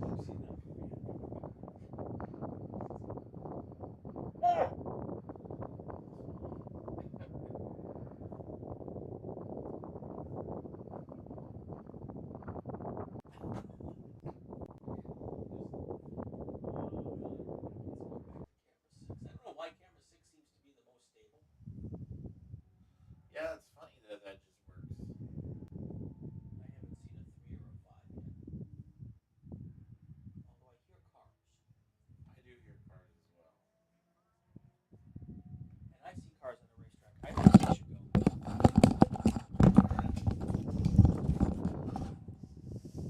check. Oh, I never turned us off. Oh. Let's see here. I think we've got ourselves a race here, folks. We did not get the warning that we were going back to racing. So let's get to it right now. This is our Group 7, our last race of the day, Formula F, FV, FFTS, Formula S. And let's go through our starting lineup here. Well, it's a small group here to end the day, Brian. Starting in back of the group, number 6, number 40, Donald Manth. He's Formula V. In 5th, number 50, Ronnie Chuck. He's Formula V. In 4th, number 74, Mark Edwards, also on Formula V. In 3rd, number 18, Alice Kutzi for Formula S.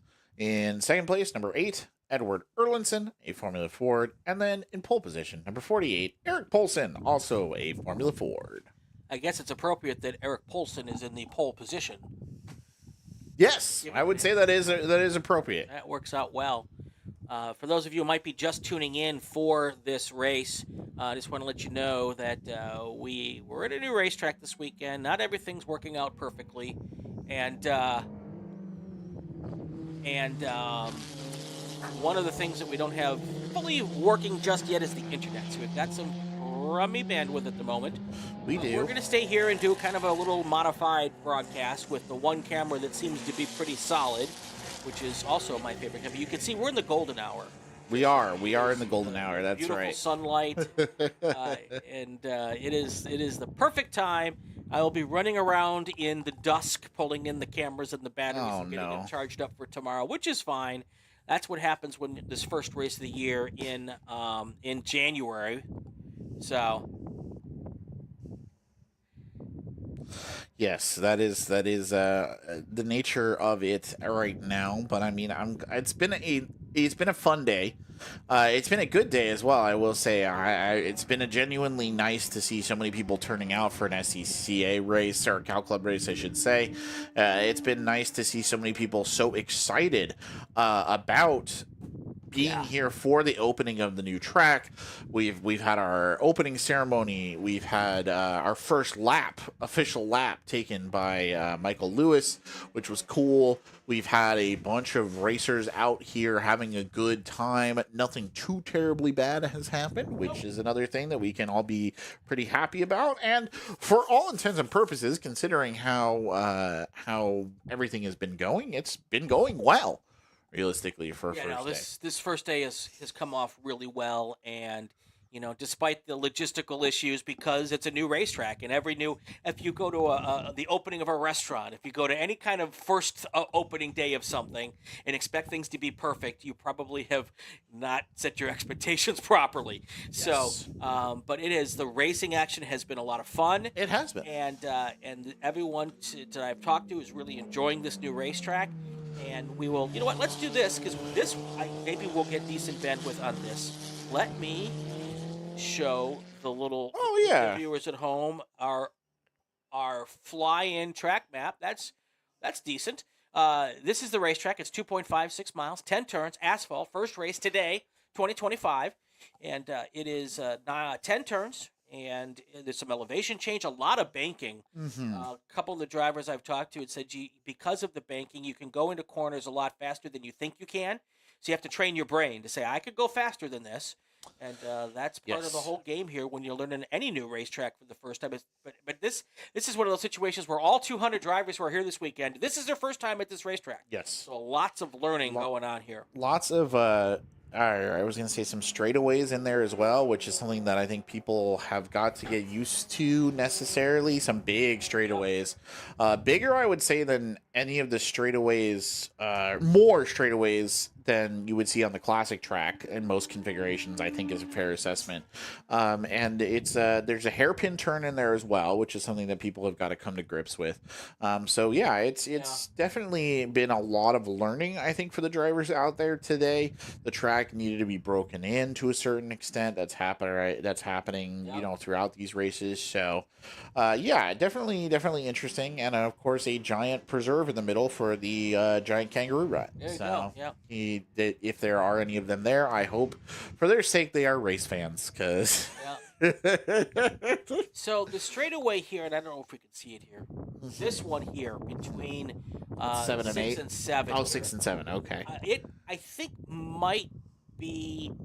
I don't think it's as long as the run from Grapevine to Riverside at the classic track. I don't think there's anything long enough. I'll have to ask the designers. We have 3 straights, right? Or we have 4, 2. Okay, so there's 4 to 5. You come out of the turn and there's a long straight. You have 6 through 7. There's a bit of a turn and then you have a long straight. And of course, you have going past the starter stand between 10 and 1. That's another big straight. So it does feel to me to a certain extent like compared to the classic track and a lot of the configurations, there's no S's. Yeah. There's no big sweeping sort of right-hander or big sweeping turn. There's not really a dog leg or anything like that. It's all pretty like it's a lot of kind of hitting these very tight turns and then speed and then you go into the tight turn again. So I think it makes for interesting racing. And as time goes by and as our I think relative positioning changes, you and I's physical positioning, I think we'll get a better idea of how drivers are learning to handle this course. Because I think I said this earlier, maybe 4 races back or something. Where we are now, we're on a hut, we're on the ground level, we're slightly behind the start stand. We don't have a good perspective on how drivers are handling the turns, which is something that we do have on the classic track. So it's something that we'll have to learn, right? But I mean, you've driven it multiple times, not as a racer, but just as a driver. I've driven it as a driver, so I know kind of what it feels like. So it's an interesting track. It's definitely interesting. I don't think we're going to hear any complaints about it. I think. Well, no, there's always one. I'm sure somebody. You're right. All right. Somebody will complain about it. But I think in the main. Right. I don't think we're going to hear any big complaints about it or anything like that. I think it's been pretty satisfactory for everyone. So, and you were saying, I think something that I wanted to bring up again because you mentioned it last race and it's just not something that I thought about. Fastest lap records are being set as we watch. So that's quite fun. Another fun aspect here of the day. But yeah, all things considered, it's been an okay day here at Buttonwillow. We're entering with a relatively mellow 6-car kind of Formula Ford drive / race. So Formula B, Formula F, Formula B.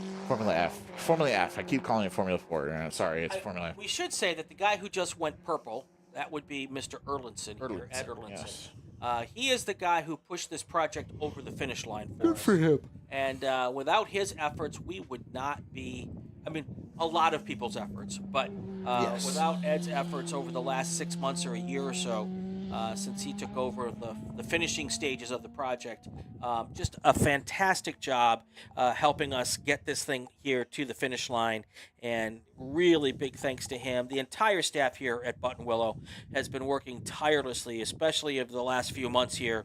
I think they said because I was able to hear some of the comments during the ribbon cutting today while I was putting cameras out, basically from dark to dark. The staff was here working really hard, and all the contractors were building stuff.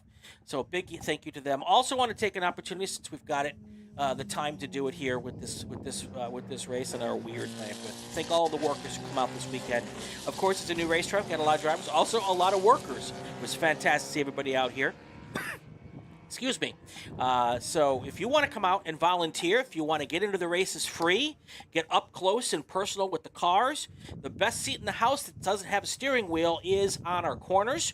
You can come be a flag marshal. We also have timing and scoring. We have stewards. We have technical inspectors, scrutineers, grid workers, registration. There's basically a home for everybody. Emergency services.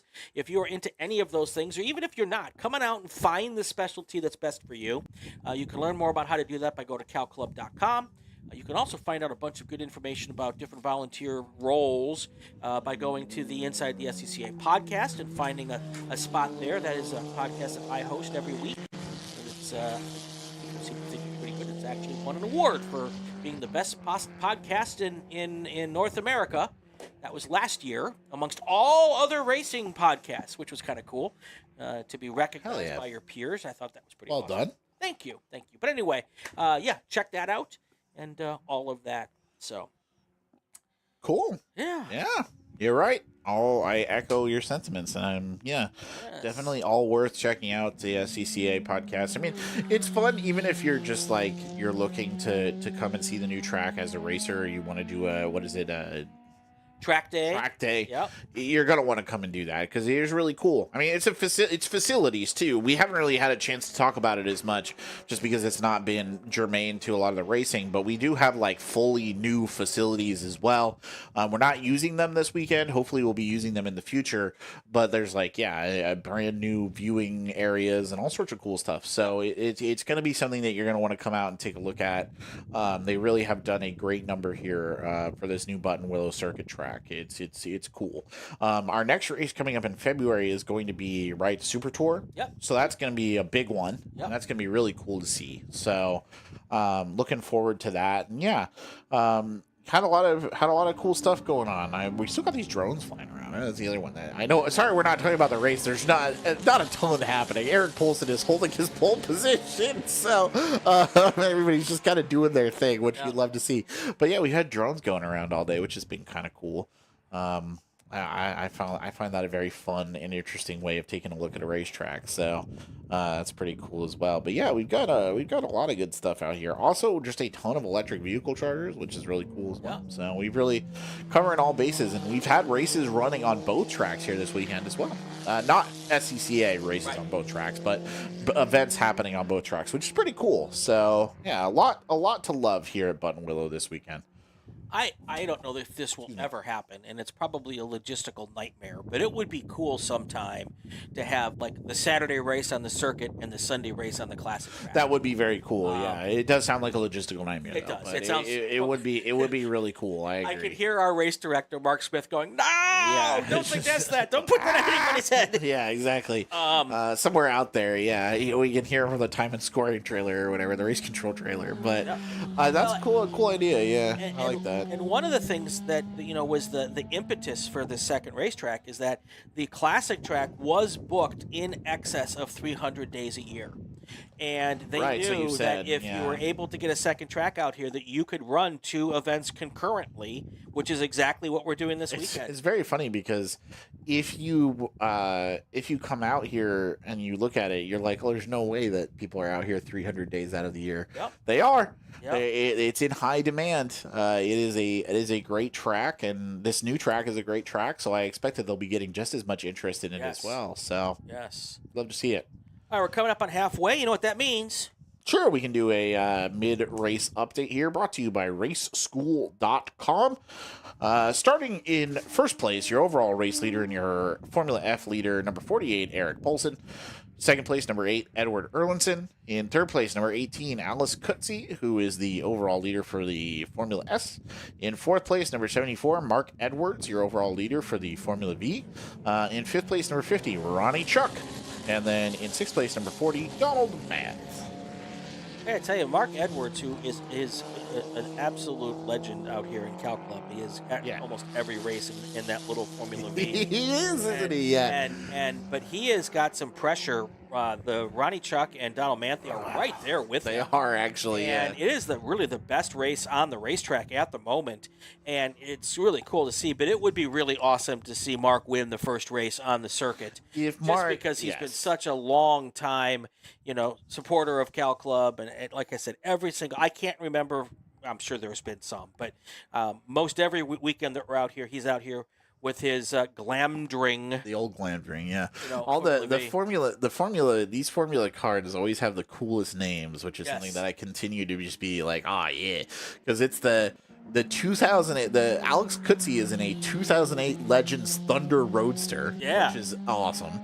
And then we have the 1982 Glamdring for Mark Edwards. Ronnie Chuck is in a 1992 Mysterian M2, which sounds like a fighter jet from a 1980s action movie. Exactly. And then number 40 is Donald Manth in a 1978 Volkswagen Lynx. So it's great. I love it. They always have the coolest names. It's Mysterian. Wow. Well, it's funny. All of those cars, the Formula Vs, when they were new, were like the class of the field. And they were so good. Now, obviously, as technology changes and the new cars are built, they aren't always. But you look at those three cars, all from different eras, and they're all very, very competitive against each other, which is just a lot of fun. So, yeah, good stuff here as we work our way now through all of our racing action here. Coming to the last, what do we got left in this race? 10 minutes or so in this race. We're going to come back out here and do it all over again tomorrow at 10:30 a.m. Pacific. Pacific time, yes. 10:30. Not that probably, if you're listening to this, you probably didn't need to be told that, but just in case. You never know. Yes, if you're on the East Coast and wondering where is it still daylight, it's daylight in California. But not much. We're getting ready to... And Hawaii. And Hawaii. That's a good point. Good point. But yes, it is daylight here still. You're right, not much, but we said the time for sunset, we looked it up, is 5:20. Yep. We're going to be perfectly underneath that. I don't think there's going to be any big problems with that here today, which is something that we can all be appreciative of. It's always a bit of a pain to push that line, which is something that we run into kind of later in the year out here. Just as it is. But yeah, it's been, it's a lovely day. It's been a great, I think, initiation of this track. And I'm sure everybody is super excited to get out here and give it a go tomorrow as well. I really, it's been a lot of fun. It has been a good time. So, Yeah. Yep, so we are zipping right along here. And Eric Paulson is tearing it up, by the way. Aaron, just go purple again? Yeah, he went purple again. Yeah. Wow. We give him his credit. It doesn't show. By the way, when we say go purple, it means that he set his fastest lap. It doesn't show it on your tower, but it shows it on the software that we're using to track, or the website that we're using to track, and that is the indication he's gone fast. He's a 155.225, which is really good for Formula F. So good job for him, and that, when he's done here today, if he makes that the fastest time, that will be the Formula F record, and then we'll have a Formula S record, and we'll have a Formula V record as well. Looks like the Formula V record right now is going towards Donald Manth. The 1978 Volkswagen Lynx is at 212.452. So yeah, that's a potentiality right there. But we'll see how it goes. I mean, honestly, Donald Manth is giving Mark Edwards a run for his money. You were talking about it earlier. 4/10 of a second back. Yeah. Normally, Mark Edwards just kind of does his thing, and then he pulls out early because he doesn't have to stick with it. But he's going hard here.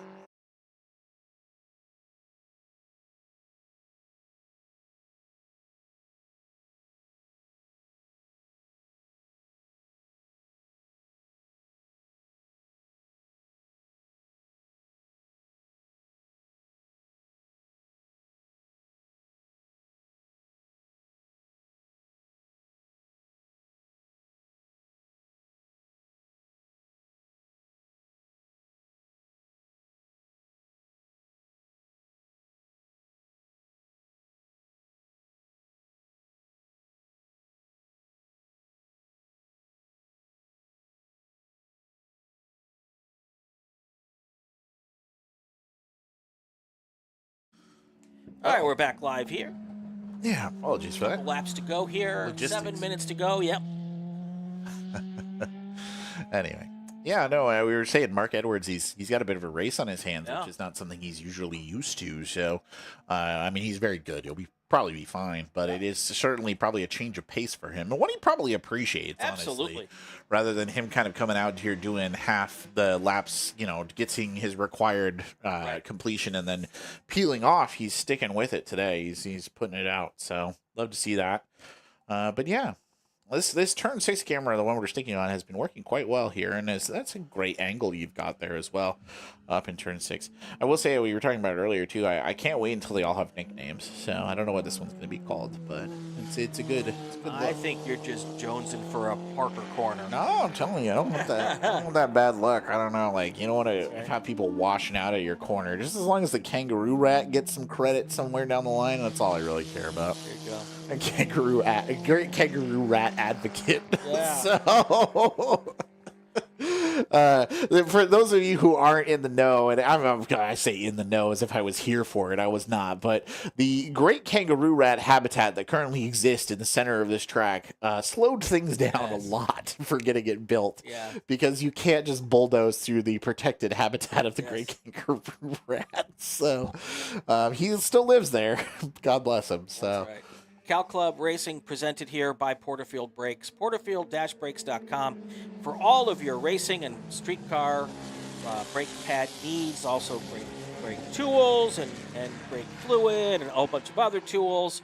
Lots of good stuff there. Give them a call or check them out online, porterfield-brakes.com.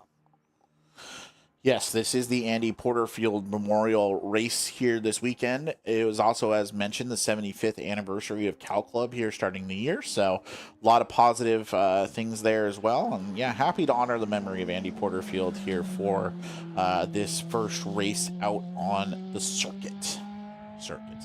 I now know why our timing goes to 0 when there's still 5 minutes left in the race. Why is our timing go to 0? Because our timing system thinks it's only a 20-minute race. Oh, okay. Somebody else's That's fault. why it's going on. So, okay, cool. Yeah. Good to know. Yeah. It's 25 minutes, by the way. For Yeah, those so of our you who races are playing 25 along at minutes home. race. And so when the time runs out at 20 minutes, I just put it all together in my brain. And it'll be 25 minutes. Yes. Or 30 minutes tomorrow. Yes, 30 or 35. 30, I 30, believe, is what we're okay. doing tomorrow. Yeah. So slightly longer tomorrow than today. 2 or 3 laps, depending on the car you're in. Yes, but there will be no practices tomorrow. We're going straight into qualifying and then straight into races. So, drivers, this is practice as well as a race for a lot of them. So, Yes. Lots of learning going on here at the circuit of Buttonwillow this weekend. So now Mark Edwards clocking in his fastest lap of the race so far, 2:13.73. So you saw somebody coming up behind, like, I gotta. He put on a little bit of speed because he's opened the gap up between him and Donald Manth to about a second or just underneath it. At least that's what they were last time they came around. So yeah, there's definitely the gap has opened up. He as I've said before, he's a pretty clean racer, so I wouldn't expect Mark Edwards to really put a wheel out of place. I thought the gap was bigger. It's actually only 0.55 of a second, so there's still a fight to be had there. But with time winding down as it is, in those Formula V cars, it's going to be a little bit, it's going to require some effort. I'm not going to say that Donald Manth is incapable of getting around him, because he almost certainly is, but it is definitely going to require some effort. And you saw them come by right there, I think, on turn 6, give you a pretty good idea of how close the race is for those cars. But yeah, we'll see.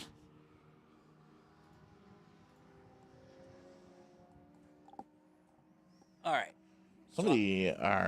I've changed the clock to the count up clock. So we're counting up to 25 minutes. So. Okay. See, I'm learning the new timing pylon. I put in the chat that I was working out the kinks in the system. Just want to make it clear that we are. It's not the kinks in the system, it's the kinks in the guy running the system. So. Oh, hush. So. Alex Cutsey coming by, I think, on the turn 6, just running a race of her own. As we go back to Mark Edwards, Donald Manth, and Ronnie Chuck, looking forward to seeing them come through this turn, because I want to know where things sit.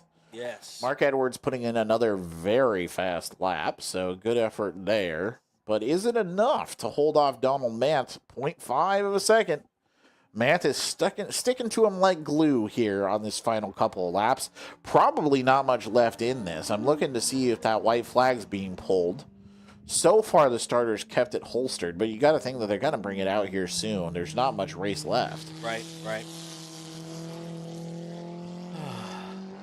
We're getting close to the end of the day, and I'm petering out, folks. There it is. The white flag has been unsheathed. There we go. So we should be reaching on the tail end of this soon. So the next time Eric Polsing comes by, the flag will come out, and then we'll be on final lap. So Mark Edwards, if he wants to be the winner for Formula V here on the first race on this circuit, he just has to hold it together, and he probably will. I'm pulling for him a little bit. I hate to admit bias, but he's pulling. I'm pulling for him. He's earned it. Yeah. Well, he doesn't have to worry about Ronnie Chuck anymore because he spun in turn 7, so he's now no longer in the mix. Bummer. But it does look like Donald Manthey and Mark Edwards and Donald Manthey have been racing together for a long time, so they know each other's moves. They do, yeah. You know, they've been dance partners for a very long time. There's your white flag in the air for Eric Polson. And we are on the last lap. Final lap of the first day of racing here at the circuit at Buttonwillow, and I'm thankful, Tristan, that you're here with me. Oh, no, my pleasure. I didn't want to miss this. And we're having a great time. We're going to do another 7 races tomorrow. One more time. Mark Edwards just went for his personal best lap here He's not, the thing is, he's done really well. Yeah. Obviously, he's held on to his lead so far. But the way he's looking, he's not actually going to set the record. That will go to Donald Manthe. Yeah. So that's fun. But yes, he's done well to hold his position. There they go across the line. Oh, I said that, and he will, I think, take the lap record on his second or his last lap. Wow. 2:12.320, Yep. which beats the previous fastest time. Donald Manthe also putting in his fastest time of 2:12.238. Eric Poulsen gets the checkered flag, wins the overall race, and sets his fastest time of the race and the best time overall, 154.4. That is the new lap record, track record for the Formula F category. So really now everything, all eyes on Mark Edwards here and Donald Manthe to see who comes out on top. 0.4 of a second gap between the two of them, both of them absolutely tearing through the start-finish line. So we'll see here how this looks at the tail end. Yep. Wait about another minute and a half to see who the winner of the Formula V race is going to be. Let's go back to that camera 6 here. We should see them coming through at us any second. Here they come. The car in front is the yellow. It's still the Glamdring. That yellow car, that's Mark Edwards. Right behind him is that Mysterian, that puff of smoke. That is a standard Formula V feature. It's like if your Formula V is not smoking, maybe you get a little worried about that. Yeah. Gonna come down here. Oh, let's see. Now let's go to the turn 8 camera. That one's a little more steady. And the hit goes away on us right there. Well, okay, Here we they can come. still see him. Still Mark Edwards, still holding the line, still holding him off. Honestly, coming into last 2 turns remaining, I feel like if you were going to have made a move, you probably would have made it by now. Think so, yeah. But it's hard. Sometimes that tiny little gap, that 0.4 of a second, and it looks like it might have even widened a bit. A little bit. It's just so hard to make up for most of these drivers, especially when even if you're a good driver, you're up against another really good caliber driver. Just not enough. But we'll see here. Checkered flag coming out. And there goes Mark Edwards across the line. He will stave off Donald Manthe, and he will set the fastest time for the track. He sets his track record as well, 2:11.506. Let's go ahead and give you the unofficial results here, brought to you by raceschool.com. In first place, number 48, Eric Poulsen, the overall winner for Formula F. In second place, number 8, Edward Erlinson. In third place, number 18, Alice Kutzi, the overall winner for Formula S. In fourth place, number 74, Mark Edwards, the overall winner for Formula V. In fifth place, number 40, Donald Manthe. And then sixth place, number 50, Ronnie Chuck. That's going to do it for our final race of the day. We'll back here tomorrow. Actually, those are the unofficial results brought to you by raceschool.com. Back here tomorrow to do it again. First race of the day, 10:30 a.m. Pacific time. I'm Brian Polanski. He is Tristan Parker. We will be back tomorrow. So long, everybody.